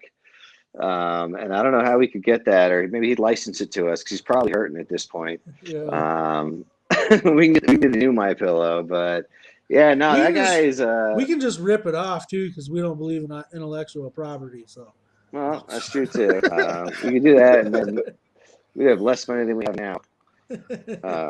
I think he'd win that lawsuit, unfortunately, right now. But yeah, no, makes a great pillow. Also a little nutty, but at the same time, I'm so torn on this guy because he has a great story, right? He overcame crack addiction and homelessness to form this huge company. But unfortunately, he attached his trailer to Donald Trump, and he's been dragged through mud ever since. Yeah. And I just don't know that that's the guy you want to align with, and still to this day, cling to this idea of election, fraud. I don't know. I think he's losing a little bit. Yeah, I'm not sure that creating your own and his social media company that he created, he said it's like complete free speech, but no cuss words and no porno. It's like you said complete free speech. I thought. I mean, I don't know. It's and curse words, I can get Instagram doesn't allow you to show any nipple, but like if you're gonna have complete free speech, you can't say cuss words, Yeah. Yeah, and they're gonna waste a lot of money too. I kind of mentioned that once before. Like Twitter was unprofitable for like 10 years, and it only recently started making a profit in the last couple of years. So all these conservatives that keep wanting to reinvent the social media wheel, it's like I hope you got a lot of money to throw into that. And then what you find out is that those conservatives that quit Facebook 6 months ago are still on Facebook anyways because they ain't got a platform on these other social media network sites. No, so nobody hears what they're saying. So they come back. Yeah, I mean, it's like to make money, advertisers, right? Like on Facebook, you get those sponsored ads and stuff. Like, who's paying for advertising space on frankspeech.com? It's owned by the My Pillow guy and has like 1,000 daily active users. Like, I just don't. It's not. There's no incentive for them to even get involved. And so, unless you have a bunch of capital, like you were saying, to hold them over for those first at least 5 years, it's going to collapse. Yeah. Let's see. We got a Libertarian article here from Argus leader writer Joe Sneeve. South Dakota's liquor and pot law is a drag on states' entrepreneurs, study says. Liquor licenses are selling on the secondary market in Sioux Falls for $250,000 or more, and that's holding South Dakota's economy and entrepreneurs in the hospitality industry back. That's according to the Cato Institute, a libertarian think tank that champions liberty and free markets. So, yeah, I think that's a pretty cool article written in Sioux Falls' newspaper. That's pretty much standard. We already knew all that. I was just highlighting that we were getting so many attention. Anytime a major news media outlet, actually not even a major one, like a local one even, has more impact, but they use the word libertarian, and they don't totally trash us after that, I'm all about it. I love it. Yeah, South Dakota, I remember a year ago, was bragging that they had reduced, or they had increased production limits for craft brewers in South Dakota. But name another industry, and they were bragging about it like it was this great achievement of government, which it's like, okay, that's great that you now increase their capacity, which allows them to make more money.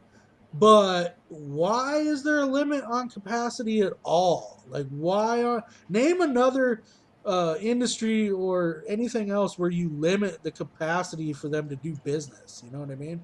Well, I'm sorry, Mr. Rancher, you can only have 100 head of cattle, or you can only grow 100 acres of corn. Sorry, it's capped. We can't.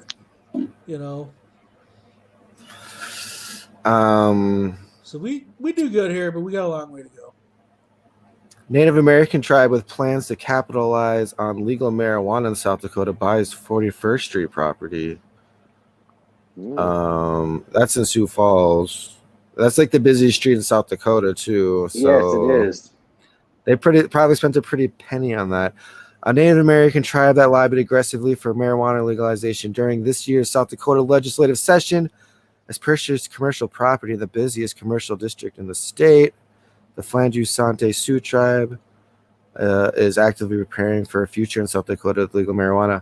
So I guess my question is for you guys, do you think that it's a premature purchase? Because we don't even know what the Supreme Court is going to rule. Or I saw that Deadwood also was making,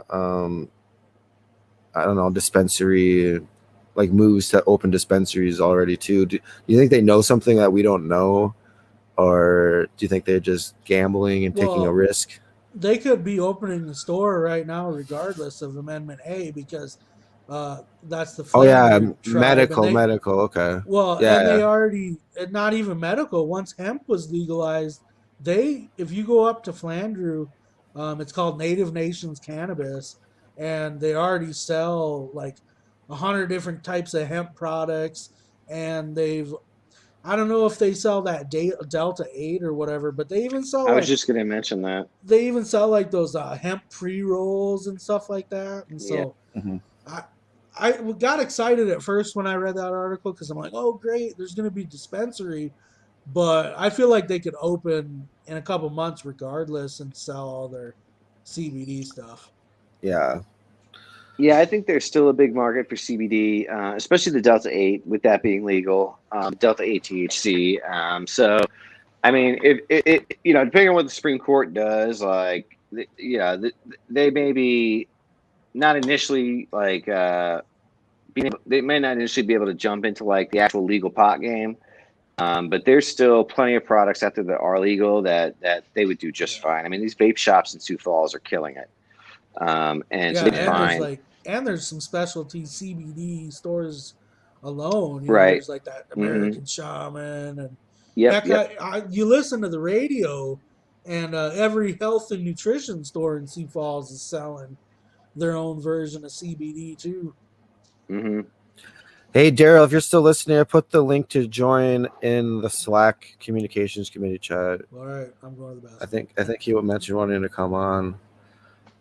Since we're on the topic of cannabis, I thought this was a good libertarian perspective article. It's not like the libertarian perspective, but a libertarian. I would interested in what libertarians think about this. Department of Education, educators and nurses shouldn't have to help administer medical marijuana to students in South Dakota. South Dakota educators and nurses in the public school system won't have to accommodate students who use medical cannabis under proposed rules coming from peer. Medical marijuana advocates say this could create an undue burden for students in accessing a medicine they're legally entitled to and could disrupt school days. So I guess my opinion on it would be that, I thought that the medical marijuana was not specifically, but like a large portion for kids that have seizures. So what are they going to do if a kid's having a seizure? They're not going to give him his medicine because he can't give it to himself. That's a interesting one. I hadn't seen that. How many kids though are using medical marijuana? I don't know that question. I don't know. Like if you're like most kids who are having seizures, right? Like they're probably taking like a Topamax or something like that, as opposed to like going directly to medical marijuana, especially like younger kids, So I mean that'd be interesting. I don't know the numbers, like how many actual nurses would find themselves in this situation where they had to administer medical marijuana to a child. I don't know. I'd be curious to know that. I don't know. I know that like prior to cannabis, like there's other medications that they would give. I'm going to skim through this and see if they answer that question in the article.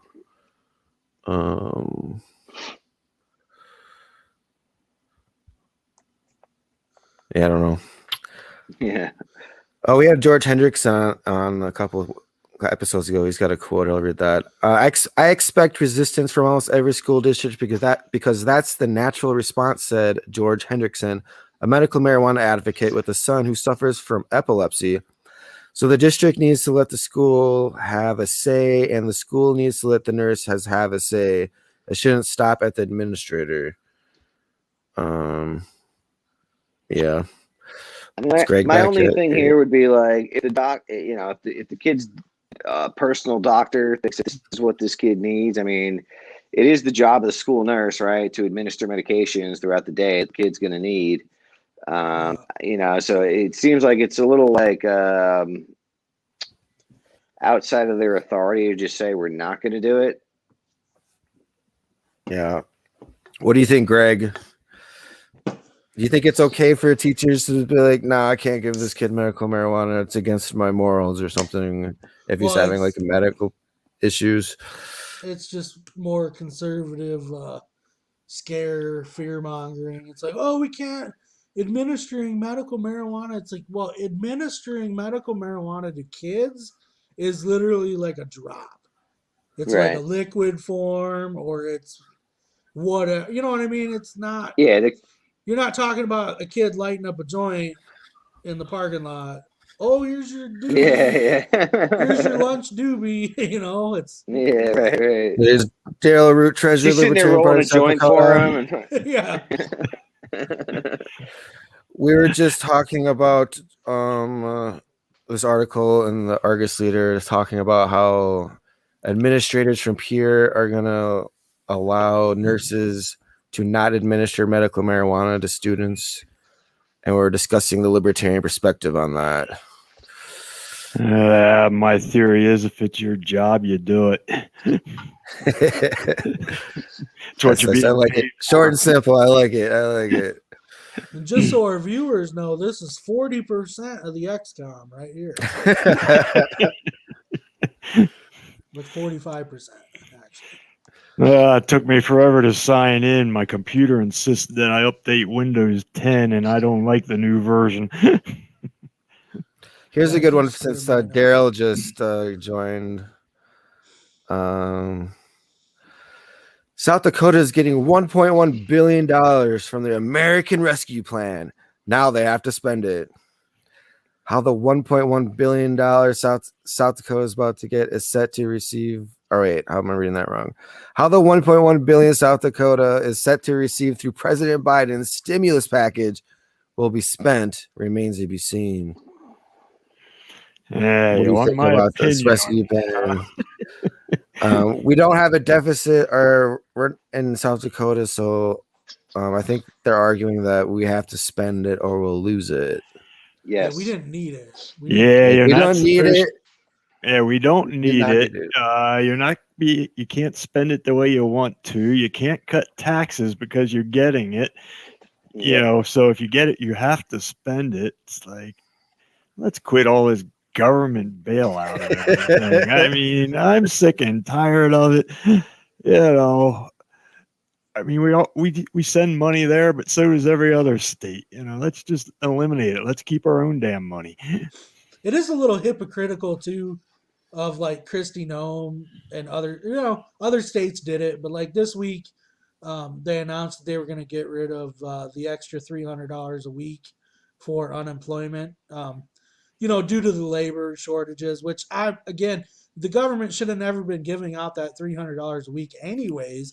But I just say it's a little hypocritical for our politicians to take in $1 billion that is going to go to their cronies, to subsidies, corporations, businesses. Pretty much. And then at the end of the day, also tell the workers, aka the people, hey, suck it up, bud. Get off your lazy butt. You know what I mean? Well, Steve said every libertarian's got a podcast. So do I, and I've been mentioning this on mine, for ages now. It's like we never should have had the 300. We never should have had the 600. You give people, quote unquote, free money. Why work for $600 if you can get 605 doing nothing? I mean, come on. We definitely shouldn't have had it. We definitely shouldn't have had it here in South Dakota because, like, maybe there's an argument in New York where the government literally took your job away, and mandated that is closed. I mean, maybe there's a better argument. That's exactly what happened in New York. That's exactly what happened in New York. And like I said, even coming out to South Dakota, there really wasn't anything shut down. Y'all kind of hung in there, and there were like businesses enforcing masks and things like that, and like I'm fine with that. Like I don't mind wearing a mask. If a business if I want to shop somewhere, and like, hey, if you want to shop here, you gotta wear it. It's fine. Like I went to Shields to look at guns, and they wanted me to wear a mask. I was like, okay, that's I'm fine with that. I'm just glad they're freaking open. Like I think that's cool in itself, especially coming from New York. But this $1.1 billion is probably going to end up going to more government fraud, waste, and abuse. and not get to the people who it's rightly entitled to, who did suffer due to COVID. Because there's still businesses, even in South Dakota, where franchisees, where their corporate headquarters said, like, you got to shut down. Like, I'm sure that happened out here, and that was at no fault of the business owner. And unfortunately, it's not going to make its way to those people that really need it. It's going to be used for some other bigger expansion of government. I don't know. I hope I'm wrong. Oh yeah, I complained about that too, Steve. It's like, if you're going to give it to somebody, give it to the people. Well, Greg said it too. The people that were shut down by the government. They're the ones that needed it. I mean, I got all 3 checks. I didn't need it. I was working the whole time. I just put it into savings and I'm sending it back to them to pay my own taxes. I didn't need it for stimulus. And like Steve said, the waste, fraud, and abuse. I've read a few articles about like some people that were students in the United States in the 70s that no longer live in the United States, were never even a citizen of the United States, and they now live abroad and they're getting stimulus checks. All because at one point in time they had paid taxes to the IRS, and so now the IRS is just literally, they got that printing machine out and it's going burr. Ka-ching. Yeah. Yeah, I do think that we're headed for massive inflation. I mean, we printed a lot of money the last 2 years. We'll see. Interest rates can't stay this low forever. It's just unsustainable, especially with all this printing of new money. Interest rates can't stay the way they are. But I'm not an economist. I'm a stupid libertarian. Just shit. I'm kind of on the fence on that. I can see I think there's going to be inflation. What we define as massive or high, I'm not sure. I don't think it's going to go hog wild inflation-wise, but I think we're going to see higher inflation than what we've seen, last 20 years, because the last 20 years it hasn't been high at all. But we had an economy that shrunk 33% in the second quarter of last year, and it takes a while to make up for that. And with all the products, with all the product manufacturing cutbacks and everything else, a lot of it is supply and demand. So you're going to have inflation for that. And if we do have high rates, I don't think it's going to last long. I think once we get back to normal production, we'll be fine after that. Well, we're having shortages right now too. I was at the gas station talking to the guy that owns the gas station yesterday, and this thing my wife drinks, these frappuccinos, Starbucks frappuccinos, you get them at gas stations, whatever. He told me that the distributor told him that don't expect to see them in the gas station or in the store for about another month or so. Because I don't know why, but ever since COVID started, it's like we got these weird shortages of like certain kinds of beers, certain kinds of whatever. We went to a gas station today to get some cigarettes, and half of their cigarettes were gone. And it's weird. It's really weird. Did you see my post on coffee? I think I did that on my personal page. I was telling people to start stocking up, because Brazil, Vietnam, and I think Honduras produce close to 3/4 of the coffee in the world. And all 3 of them had bad weather, especially Honduras. COVID cut back production of coffee beans like crazy. And what was getting stocked up is gone, but not replaced. And just a whole perfect storm for high coffee prices in about 6 to 9 months. Well, one of the things he said, at least about those coffee drinks, was he said, because I asked him the same thing. I said, what's causing all these shortages of just like random products? And he said that those they were thinking was the glass bottles that they come in. I know we like watching this one show. It's called Moonshiners, and they were having on that show, they were having issues where apparently mason jars were like ridiculously hard to find, and they couldn't even find mason jars, and they had to get kind of use their Creative. ingenuity. Yeah. But there's I just can been a find lot of mason weird jars. shortages. I can find mason jars, but I can't find a lid for the life of me. Interesting. Yeah, nobody really has a good explanation either about these random shortages either, because it's like I know that there's a labor shortage, but not, at least in South Dakota, it's not like there's factories that are shutting down because they don't have people to work, at least to my knowledge. We're a little insulated from that here in the Midwest because not a whole lot did shut down. But you get to New York, Pennsylvania, New Jersey, where government shut down a lot of stuff. Yeah, I was gonna say, That's the since coming out reason why you here, have these random shortages. Maybe they shut yeah, down since the coming out ports. here, all my neighbors at least seem to be pretty well employed and pretty well off. I haven't seen a whole lot of like what we saw in New York. People were hurting, man. It was rough. Like the gym that I used to go to and work out at, almost had to shut down completely.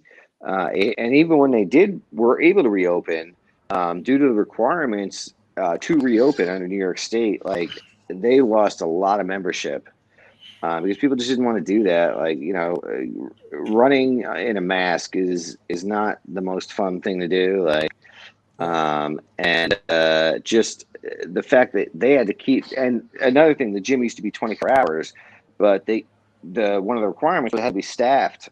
Anytime it was open, there had to be staff there to sanitize and wipe everything down, and they couldn't afford to employ that many people to work all those hours. Like they had to cut hours, they had to cut staff, and then they lost a lot of members, and they're still like hurting pretty bad. I still follow them on Facebook, but yeah, it's not. I mean, you guys are lucky here in the Dakotas that really didn't happen. Did you have Because it was limitations? Did you have limitations on how many members in the gym at once or something? That's correct. Yes, Yeah. there's 25% capacity. Yeah. And I think it's up to 50. It's probably up to 50 now. But like when they first reopened, it was like 25%. So like there were times like, those peak workout hours, right? Like either the morning before work or right after work. You had to like get there early. Or you might not get your workout in before you had to go to work.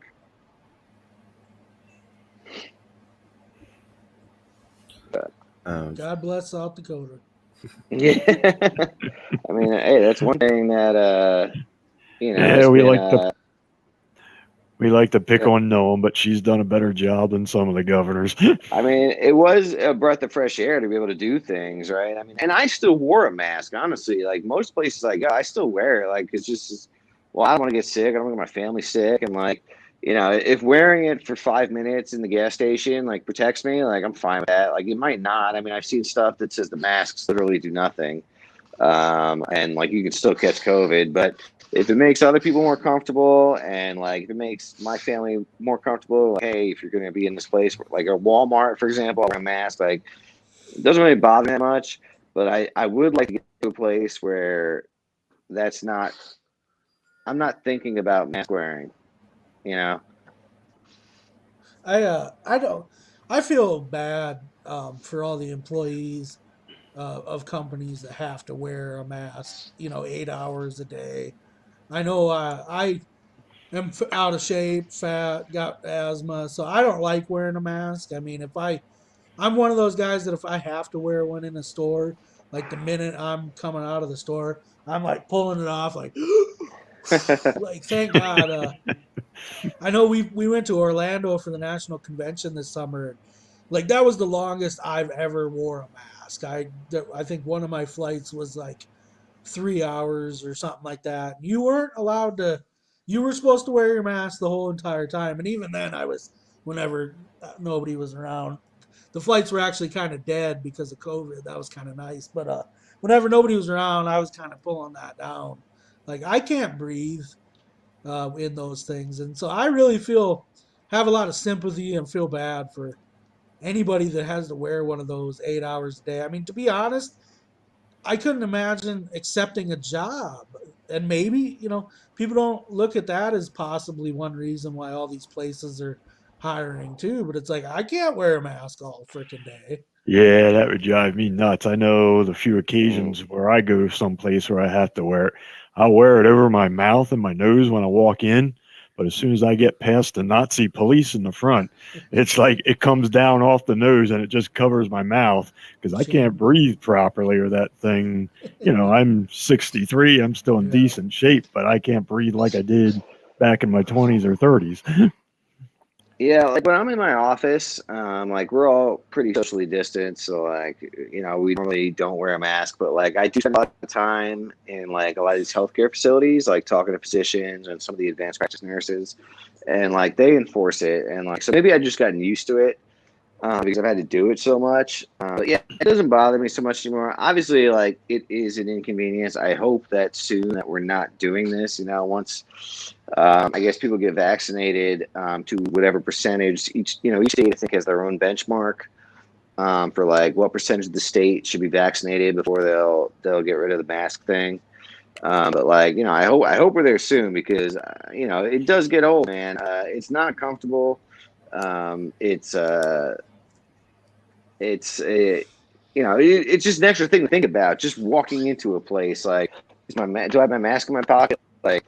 And I hope that we're on our way getting past this. I think we're doing pretty good in South Dakota as far as vaccination wise. So I think we'll probably soon see where like even the healthcare facilities might relax a little bit more. But I don't know. I'm just guessing. Speaking of vaccines, Devin, or COVID, you got that Joe Biden tweet from the other day? Yeah, I was looking for it here. I'll find it. Yeah. Get vaccinated, you don't have to wear a mask. That's what he said, right? He told you either. Yeah, he said, get vaccinated or wear a mask. That's your choice. Oh, is that what he said? Yeah. Yeah, it's a little too dictatorish for me. Same here. I gotta be honest, and you might even get in trouble for saying this, but I mean, for COVID was bad for a lot of people, and I don't want to take anything away from that. But the massive disruption that this country went through in the last year, in my opinion, is not justified by COVID-19. It really wasn't. Like I agree 100%. There was a lot of false information. Do masks work? Don't they work? You shut down whole states' economies. We don't want to get flagged as conspiracy podcast. Though, yeah, way to go, Greg. We're gonna get banned. I think that masks. They play a role in like protecting like vulnerable communities, the elderly and people with pre-existing conditions that COVID could make worse, obviously. And New York failed at this. I mean, look what happened in the nursing homes in New York. Like that was obviously a massive failure. And like, did this blanket mask mandate, but then put like sick people into nursing homes with people who were clearly vulnerable to the effects of COVID-19. Whereas most like young, healthy people haven't really been, even if you get infected. So a guy in my office, he was 31 years old. He got COVID.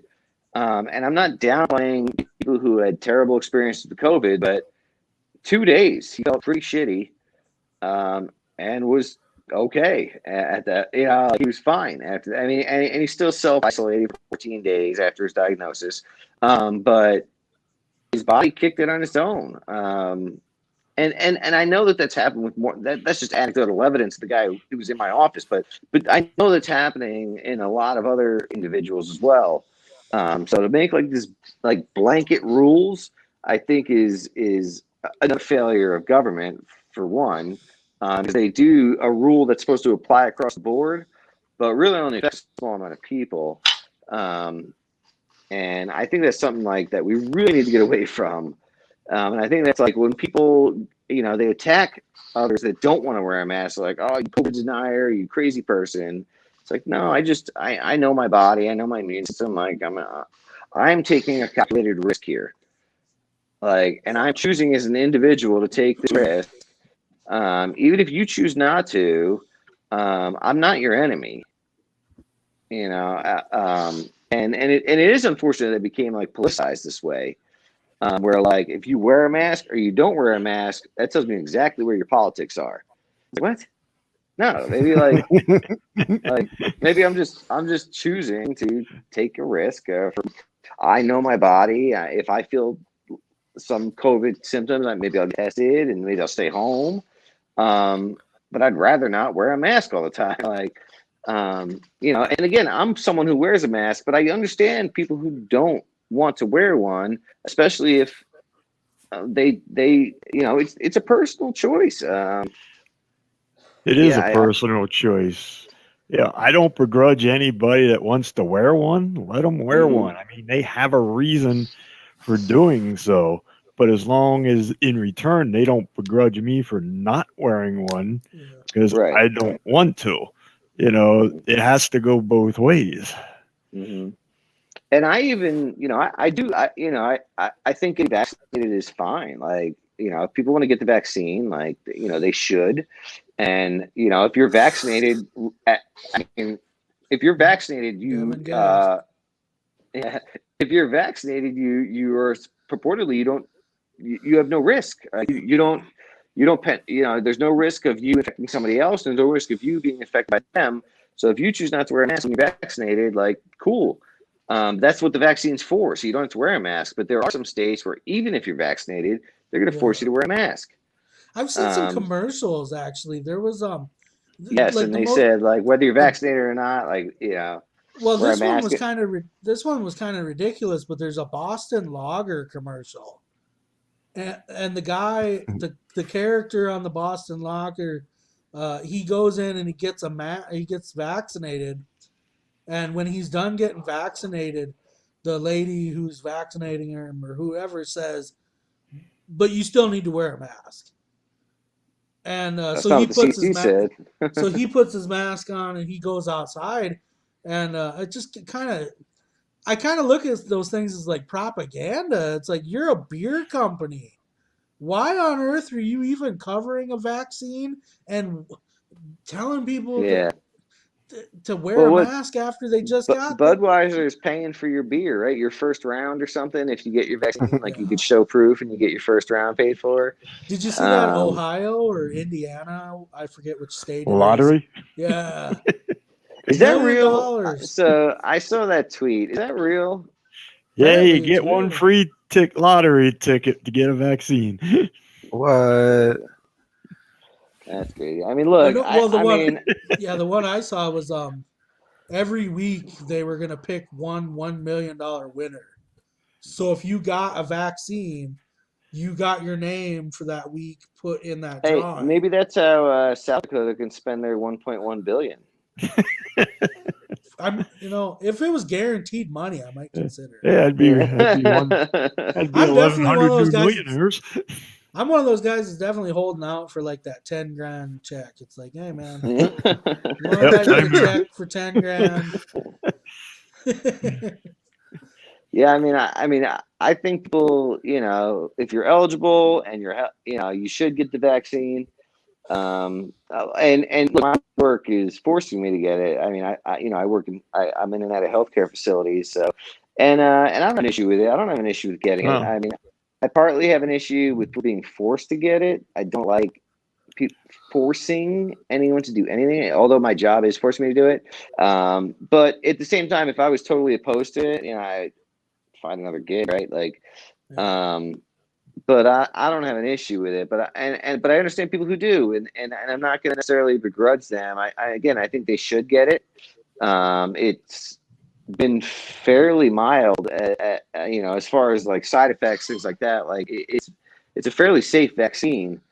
But I would never force anyone to get it, and I wouldn't incentivize people with millions of dollars. I think that's a weird thing to do. That's another thing that kind of makes it means you can't make a logical argument. I mean, that's kind of like. Well, did you see De Blasio chowing down on free fries? Yeah. There's one company giving away free fries, and De Blasio is doing a commercial, chomping down on fries. Isn't this the guy that told us we can't drink soda? Yes, and they're telling people like, look, this is the best choice for your health, and if you do it, McDonald's is going to give you Big Macs for a week. Like, what? Like, all right, do this thing because it's the healthy option. But also, dude, Sonic is doing milkshakes for anyone who can show their vaccine card. Like what? Like, what are we doing here? Like, are we actually trying to get people healthy or just force people to take the vaccine? I don't know. Isn't healthcare a problem? Yet we're encouraging this. Yeah, I mean, like, it's just free donuts. The incentives are weird, you know, like, oh, with this lottery, hey, get vaccinated because it's super healthy, but also develop this gambling addiction. Oh, South Dakota loves gambling, though. Oh, you won't get COVID, but you'll probably be broke. I don't know. I'm just talking nonsense. But Devin's got a fan in the comments section. Let's see. Sean McDaniel says, I'm high risk, so I took the vaccine right away. Sure. And he said Devin for governor. Yeah. So whatever they're putting in the vaccines is definitely working. Look at that. Devin for governor. Yeah. All right. So but hey, he made a choice as someone who's high risk to get their vaccine. I don't see any issue with that. I don't either. Yeah. Let's see. We got a headline from our neighbors in Minnesota. Derek Chauvin requests new trial after being convicted of George Floyd's murder. The defense attorney for former Minneapolis police officer Derek Chauvin on Tuesday requested a new trial after Chauvin was convicted in April of second-degree murder and other charges in the death of George Floyd. Attorney Eric Nelson says in the motion that Chauvin was denied a fair trial for reasons including a prosecutorial and jury misconduct, errors of law at trial, and the resulting jury's verdict was contrary to law. Contrary to law. Anybody not expect that? Yeah. I mean, I saw some of this. I think the main contention, if correct me if I'm wrong, too, is one of the jury members went to a BLM rally, right? Yeah, that's where this is. I know they're gonna appeal it anyways, but I think that was one of the major talking points. I'm trying to find it in the article. Got some other problems too because the Justice Department filed charges against him for civil rights violations. Oh, actually, here it says that Tuesday's motion did not mention recent reports that juror Brandon Mitchell participated in an August 28th march in Washington, D.C. to honor Martin Luther King Jr. But Morituri believes that may be one reason for the request. Mitchell was photographed wearing a T-shirt that framed a picture of Martin Luther King and the words, "Get your knee off our necks," and BLM. Mitchell, like all jurors, filled out a questionnaire regarding his viewpoint on issues like BLM and was also asked about it during jury selection. So, I mean, that's just one of those things where it's like if they told every juror, they're like, "Hey, are you racist?" And that guy was like, "No, I'm not a racist," but the dude was straight up a freaking racist. You know, it's like you can't control what people are gonna say on a jury. You know. I mean, on the same point, like, I am not not a lawyer. First of all, we knew the appeal was coming, right? Like, the guy was, you know, this is the end of his life, dude. So, like, these lawyers are gonna, you know, do whatever they can to try to reverse this sentence. But he. Someone going to be one juror does not make or break necessarily like the entire process. I mean, and I'm of the opinion that like that knee on the dude's neck absolutely contributed to the dude's death. Whether he had anything else in his system, which is what they argued a lot during the trial, it doesn't, like, the knee didn't help any, right? Like, and the guy was compliant at that point. I mean, I've seen the video, and again, I hate that I have to preface everything with I'm not a freaking expert, but like everybody's seen this video. It's pretty horrific. The dude, if not murder, right? Like, he contributed to the death of another person unnecessarily. Yeah. I don't know. Didn't allow him access to medical care either. Sure. They had like a crowd of people standing there telling him to stop. Yeah. You know? I mean, and one of them was a firefighter too, I think. Yeah, I know there was one paramedic that testified that she was standing there and she wanted to help the guy and they wouldn't let her. You know? Right. And so that's like, I have major issues with that, you know, like, and I've seen the quote before, like, cops aren't supposed to kill guilty people either.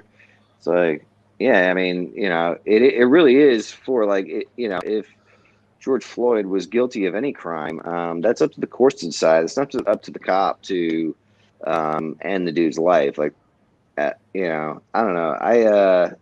I find myself siding with the other, you know, the like the Black Lives Matter folks on this. Like, this is a real clear issue of police brutality. Sean McDonald says, can any of you handcuff your hands behind your back, get on the ground, face down, and get up so where there is the threat? It's not easy. not that I know firsthand, but well, look, police use pain compliance techniques. They call it pain compliance, right? There are techniques that they use in order to detain somebody, but like knee on the back of their neck is not one of them. Yeah. Well, it's just like Eric Gardner years ago. Well, that was right in New York, and he was selling loose cigarettes. They choked the guy, and he died. Yeah, and it's like, he didn't kill anybody, right? Like, who taught you to do that? No one, and that's sort of the point, right? Like, they overstep, and when they overstep, we should call them out, right? I'm not like a anti-cop like guy, but there are points where, like, you were trained to do things a certain way. If you deviate and try to do your own thing, like, you're whatever happens to you after that, you made that decision, right? Like, I don't know. I have a hard time with that stuff. My dad was a cop for 23 years. You know, he was a NYPD officer. So, but I have issues when I see cops doing things that clearly they were not trained to do, that they're doing on their own, and exerting their power in a way that is not benefit. They're not serving and protecting at that point. You know, like this guy. You know, Eric Gardner's on loose cigarettes. Like, what kind of risk did he pose to anyone's life that he had to lose his for loose cigarettes? Tax revenue. Well, that's the government for sure. Will kill you over tax revenue. This is true. This is true.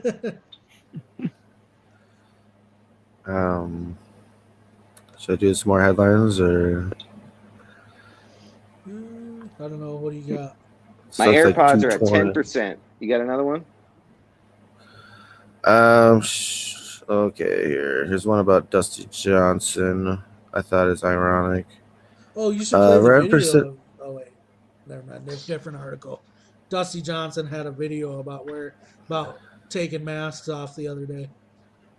Oh, did he? Funny. Yeah, let me see if I can find it quick. You find it. All right, Dusty Johnson breaks ranks and votes to keep Liz Cheney in GOP leadership. This has a lot of Republicans upset in South Dakota. I just think it's funny because I believe Liz Cheney is the daughter of Dick Cheney. So I just see it as like infighting between like two really, I don't know. I guess I can't really blame her for her father's misdeeds because I don't know. Blame her for continuing them. Yeah, like voting for them. I didn't even know she was. I don't think she shot anybody while hunting. No. Where did that happen? Did that happen in South Dakota or is that in Wyoming? I forgot. I think that was in Wyoming. Yeah. I have bigger issues with Liz Cheney than her not loving Trump and supporting, the election fraud claims. Yeah. And that's essentially why she was voted out, was because she didn't support, the election fraud claims by Donald Trump. And Yeah. I think it's just a sad state of affairs for the GOP at this point. Isn't it? There's like a million other reasons to not have her be the number 3 person. If they're gonna pick. I was a registered Republican for years. And then I was independent and then a libertarian. But she, like, the reason, again, Trump has, if there's one thing that he's done, he's transformed the entire Republican Party to this cult-like worship of him. And if you deviate from that in any way, even if it's for principles that the Republicans claim to stand for, you're out. You're not. You can't call yourself a Republican anymore if you don't support Trump. And I think that's so sad and so terrible. Political parties are built on principles, not people, or not one person at least. They're built on principles. Like, we get together because we all have a core belief in some general principles that we would like to see in our country. Republicans used to have that. Then Trump came along and changed what it meant to be a Republican to something completely unrecognizable to anyone who was a Republican maybe 10, 15 years ago. Well, heck, even just 4 years ago. Remember, they all hated him back in 2016. How do we let this guy in? Yeah. I mean, it's but I think it's going to take the GOP at least 2 election cycles to recover from the damage that Trump did to them, because they're so splintered now. Apparently, they can't fundraise without him. That's what I keep hearing. That's so sad too, because he wasn't even a good Republican. Even if you call yourself a Republican, he was very bad at it. Like he increased spending, drove us deeper and deeper into national debt, exercised eminent domain to build a stupid fucking wall. He kind of went whichever the way the wind blew. Like whatever. That's exactly what he did. Whatever he thought was most popular, he honestly would go So with that. It was Dave Smith who, in his stand-up special, made the joke. He's like, it's like a Trump rally. Like, he's winging it. He's like, here's one thing you'll see Trump say that you'd never see any other politician say. He'd get off saying, what else? And somebody would be like, China. He didn't even know he was going to talk about China that day. He just, like, somebody in the crowd gets down, he's like, yes, China. God damn it, China. Let's talk about that. Like, politicians are so, like, coordinate, like they have a whole script of what they're gonna say, and he was just like, anybody else? Mexico, geez, oh my God, we need the wall. Like, it's just all crowd suggestions, like no other politician does that. Good people, it's so the silly. Best people. Yeah, best. They're extraordinary. They're tremendous. These are the best people. I don't try myself with the best people. Like, it was just such a weird. I don't know, but anyway, but like then that became the Republican thing.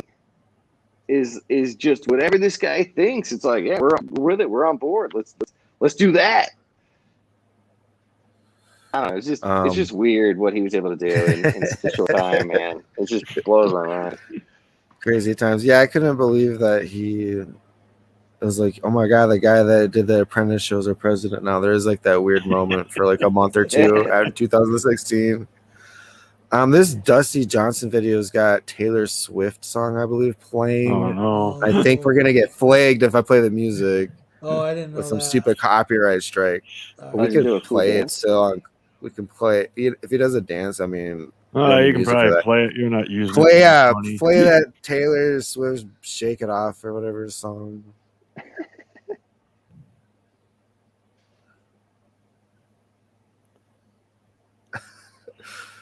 He's using his mask to clean his glasses, and now he's acting like. So yeah, this is like, South why Dakota. Are masks a political thing? This is so stupid.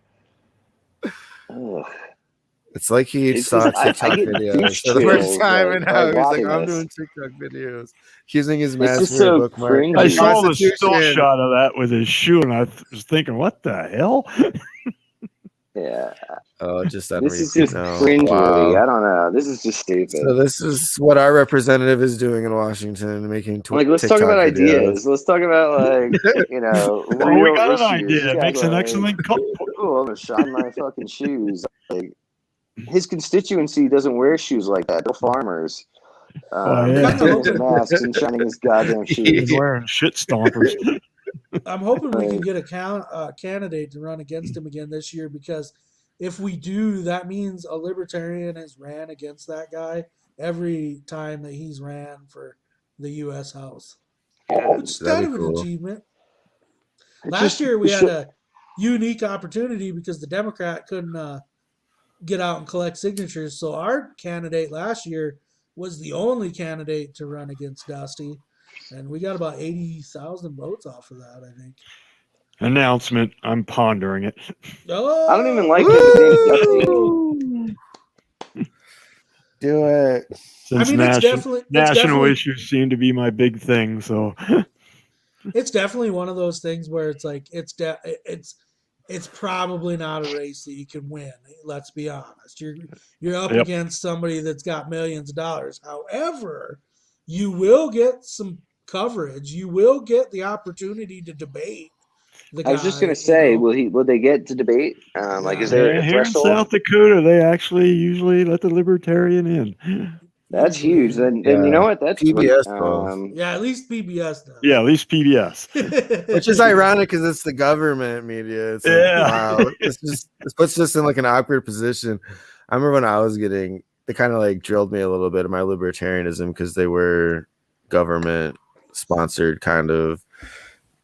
Some of my talking points were anti-government funding. So you would vote us out of existence. It's like, yes. Yeah, basically, yeah. Yeah, I would do that. Yeah, absolutely. Even though you are helping us and like giving me a stage, but yeah, here's my platform.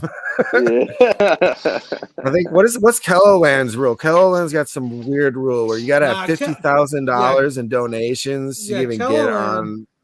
Just basically makes up the rules as they go along. So in 2018, they wouldn't let our candidate debate because they didn't raise like $50,000 and they didn't have a full-time office that was staffed during normal business hours. And I mean, those are all just kind of ridiculous. But then even last year, they just went ahead and decided we're just not going to do debates because there were only two candidates. So your options were you're either just going to give Dusty his own freaking hour to just say whatever he wants to say, and basically a free advertisement for his campaign, or you're going to have to let our candidate debate him. And sadly, they went the route. They just said, nah, we're just not going to do any debates. So, wow, that's kind of what happened to us in New York with Larry Sharp. I mean, the League of Women's Voters always sponsors debates. Nobody wanted to televise it, and they had like one televised debate, and it only included the Republican Molinaro and the Democrat Cuomo. Like the League of Women's Voters, to their credit, did hold a separate debate and live streamed it on their website. But how many people are logging into the League of Women's Voters, YouTube page to watch New York gubernatorial debate instead of just when you could flip on NBC and watch what's the official, governor debate. It's just, these are tools that they use to keep us from really gaining ground as a political party. And we're going to continue to run into this. But and unfortunately it's going to take a lot of hard work to meet their threshold, right? That 15% needs to be a major, major goal for us, for our presidential candidates. And that needs to be a huge focus. It's one thing to just complain about the rules, which, don't get me wrong, they're unfair. We should, express our grievances with them, but they're not going to change for us. So we need to change our outlook and what a realistic campaign looks like to get on that debate stage, because I'm still convinced, and maybe I'm just way too optimistic, but I'm convinced if you put if Dr. Jorgensen was on that stage with Donald Trump and Joe Biden, she would have made them look ridiculous. No, yeah. And that needs to be our goal, is to get not only our state candidates, but which it seems like South Dakota is maybe a little more receptive to it, but our presidential, like as a party, our presidential candidates, that debate stage needs to be the goal. And so we need to figure out a way, as far as messaging wise, to reach more people when those qualifying polls, which that's another whole thing. What's a qualifying poll? But when those come out, that we're sitting at 15%, and when those debates come around, we're at least on one or two of those stages. I tell you one thing. That's the biggest audience we'll ever have. I think one thing Jorgensen could have done this year. This was kind of my idea. Some people poo-pooed it, but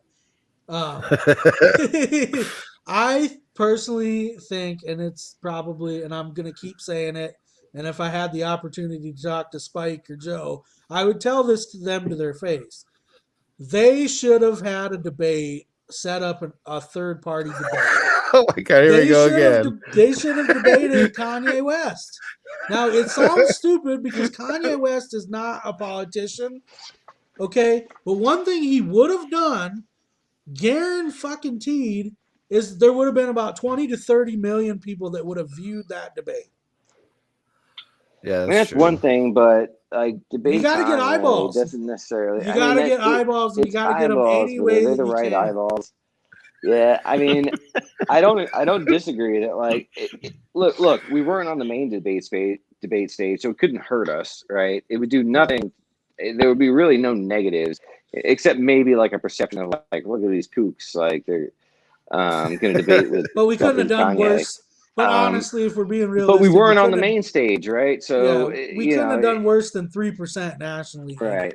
I think it was probably that it was maybe a little bit beneath Spike and Joe, because like we had 50 state ballot access and Kanye was nowhere near that. So maybe it was a little bit beneath them, but I mean, I don't necessarily disagree with you. I would have to look into like what that would look like, who would moderate, like what would that, what type of questions would we be talking about? You just let Kanye spout off a bunch of crazy shit, and then Joe's standing there sounding like the reasonable person. I mean, that was actually done. That was actually done in an election a little while ago. I can't remember what year it was. It might have been 20 years already, but I remember a bunch of third-party candidates were actually having their own debate because they weren't allowed into the main one. Well, Gary Johnson, they had a third-party debate in 2012, and the Green Party candidate was there.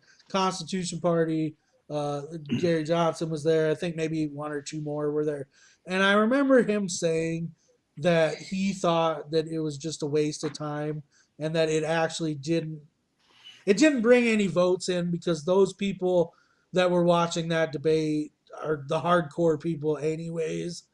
It's kind of like when libertarians share this information and they're like, hey, look at all these views. And it's like, yeah, but the only people that watched it were other libertarians. You know what I mean? It's like that's exactly the point, yeah. But like with Kanye, the reason I just think that would have been a good idea is that you would have had like 10, 20 million people exposed to the party, exposed to Joe Jorgensen. Not only that, but they didn't cover our candidate. They would have covered our candidate, if only just to make fun of her. They would have been like, oh, look at these turkeys.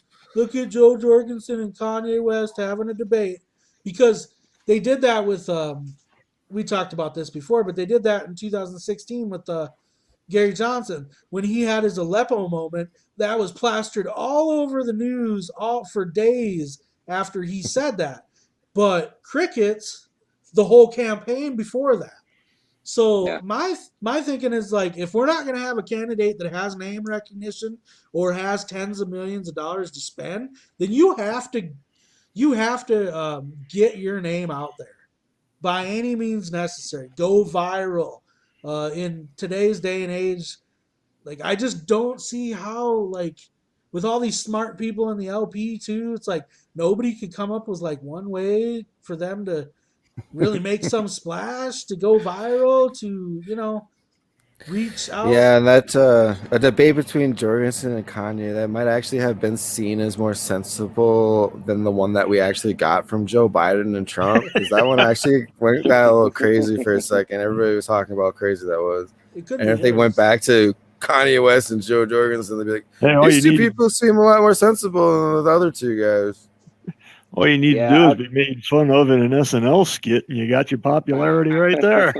Well, yeah, that was the other thing. Like, that was kind of what pushed me to say in this Kanye debate, because when he first announced that he was running for office, that shit was all over every newspaper, every mainstream article. SNL mentioned it. Everyone mentioned it. Now, they might have been doing it to make fun of him, but at the end of the day, that guy got more media attention than our candidate did. And I mean, our candidate was legit. No complaints there. But we've gotta do something, you know?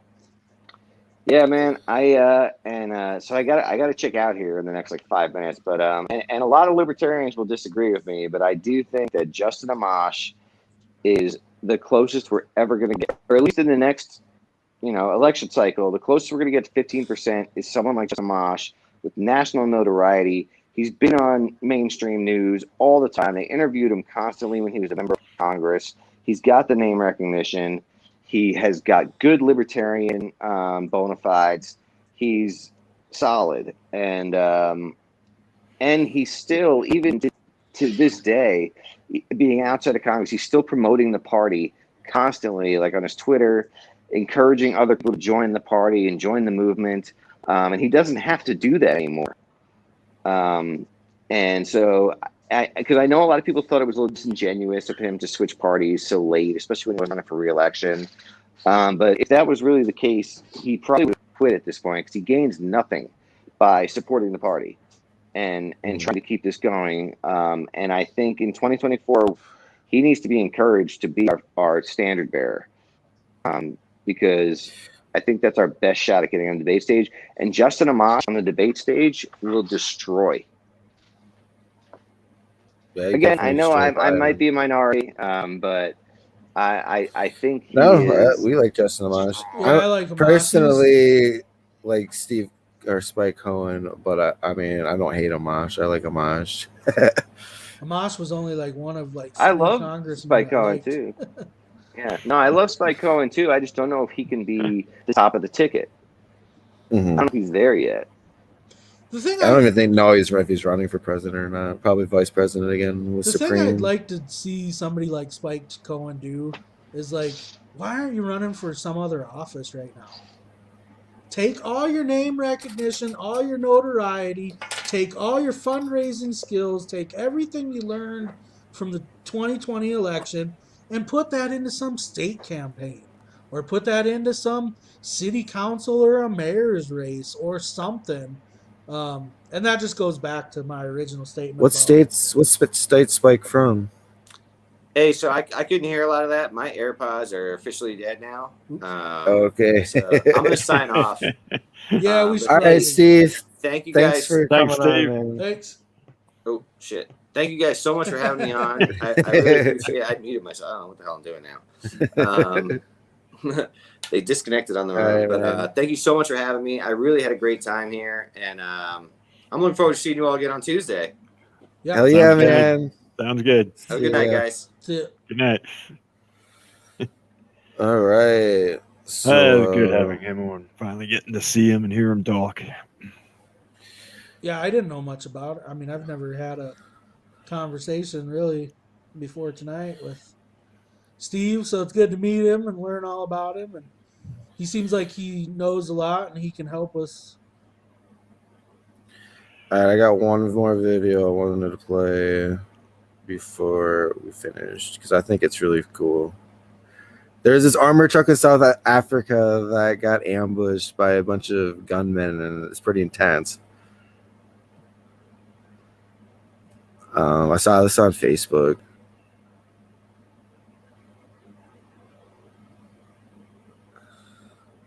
You got Taylor Swift too.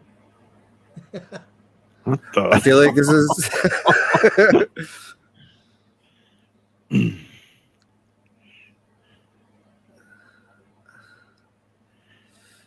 Yeah, the big gun. Yeah, this is gonna be Portland, Oregon, I think.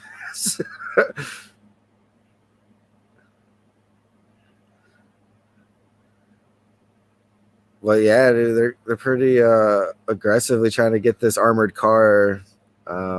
They shot the driver's side window a few times. You can even see where the bullet definitely would hit him if that wasn't a bulletproof glass. The truck is trying to run them off the road. And this guy is doing some Gran Turismo stuff while his partner's got an AR-15 on standby.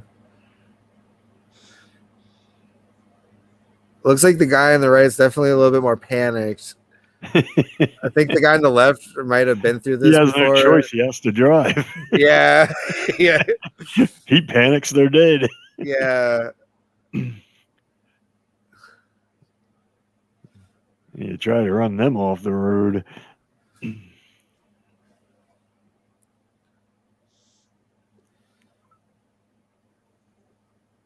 Oh, and they got shot in on the passenger side window. Yeah. That's some good glass.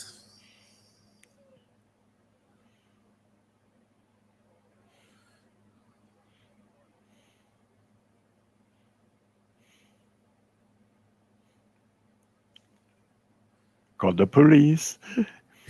Yeah. It's probably 911 in your country, too.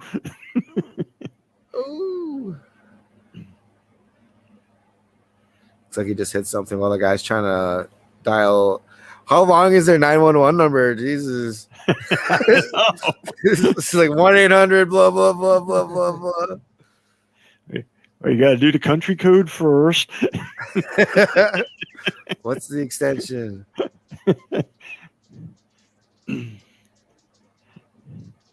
It's probably a secure phone. I got to yeah. punch in a security number. But yeah, he ends up geez. actually. Oh my gosh, where is this playing at?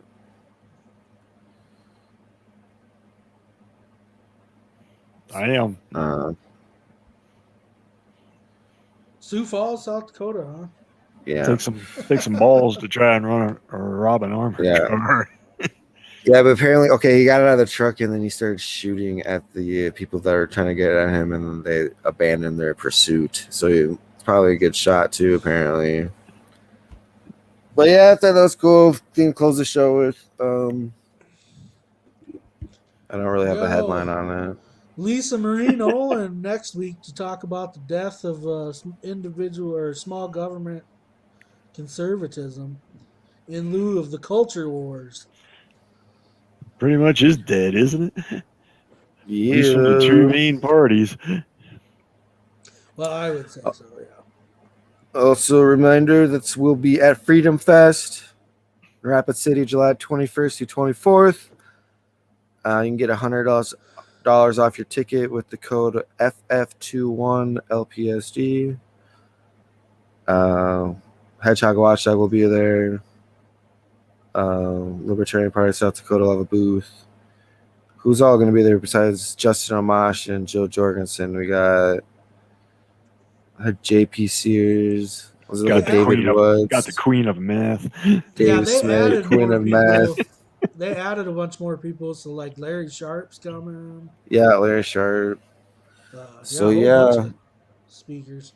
Greg was mentioning earlier, we're going to try to have a big libertarian gathering after one of the days that it's going on and hang out somewhere. I don't know, barbecue or just drink beers at a bar, wherever we decide to have it. To show up, get some of these speakers to come show up. That'd be nice. Dude, that would be. I bet we can get one of them. But yeah, do we have any? Once we get that set, I'll start asking motherfuckers. I'll ask you, hey, you're gonna be in Rapid, come speak at our event. Never hurts to ask. Yeah. Do you have anything you want to plug before we sign out, Daryl? I don't think so, other than my podcast, my seasonings.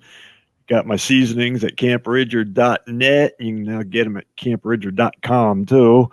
And my podcast, Dakota Rustler, which you can find on Spotify and TuneIn and a few other sites.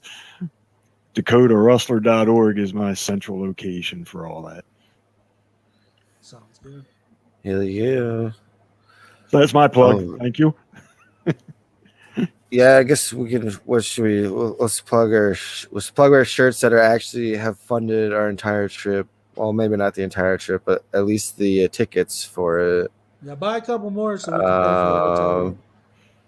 Yeah, go get some shirts. I'm gonna probably make some more designs this week. So by next Sunday, we'll probably have some more designs on the site. But yeah, I appreciate everybody that's been helping us and helping us fund our trip out there. We're gonna get some good content.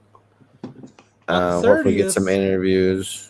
On the 30th, we have the lady in charge of the Anthem Film Festival at Freedom Fest. She's gonna come on and talk about all the different short films and films that are going to be played out there. That should be pretty cool.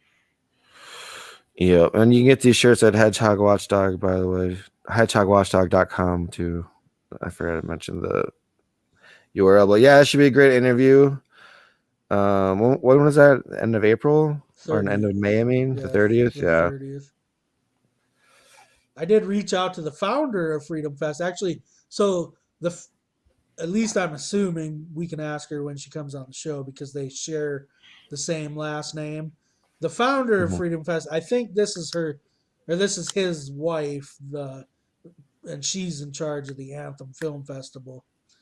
But we did extend the invite to the founder of Freedom Fest, so that'd be cool if we could get him on here. They were talking about giving us a list of people that are interested in doing interviews too, so if we can get any of those people that are guest speakers out there to come on the show, that'll be great too. Hell yeah. All right, we'll see you all next Sunday at 7 p.m. Central with Lisa Marino, and see ya. See you later, guys.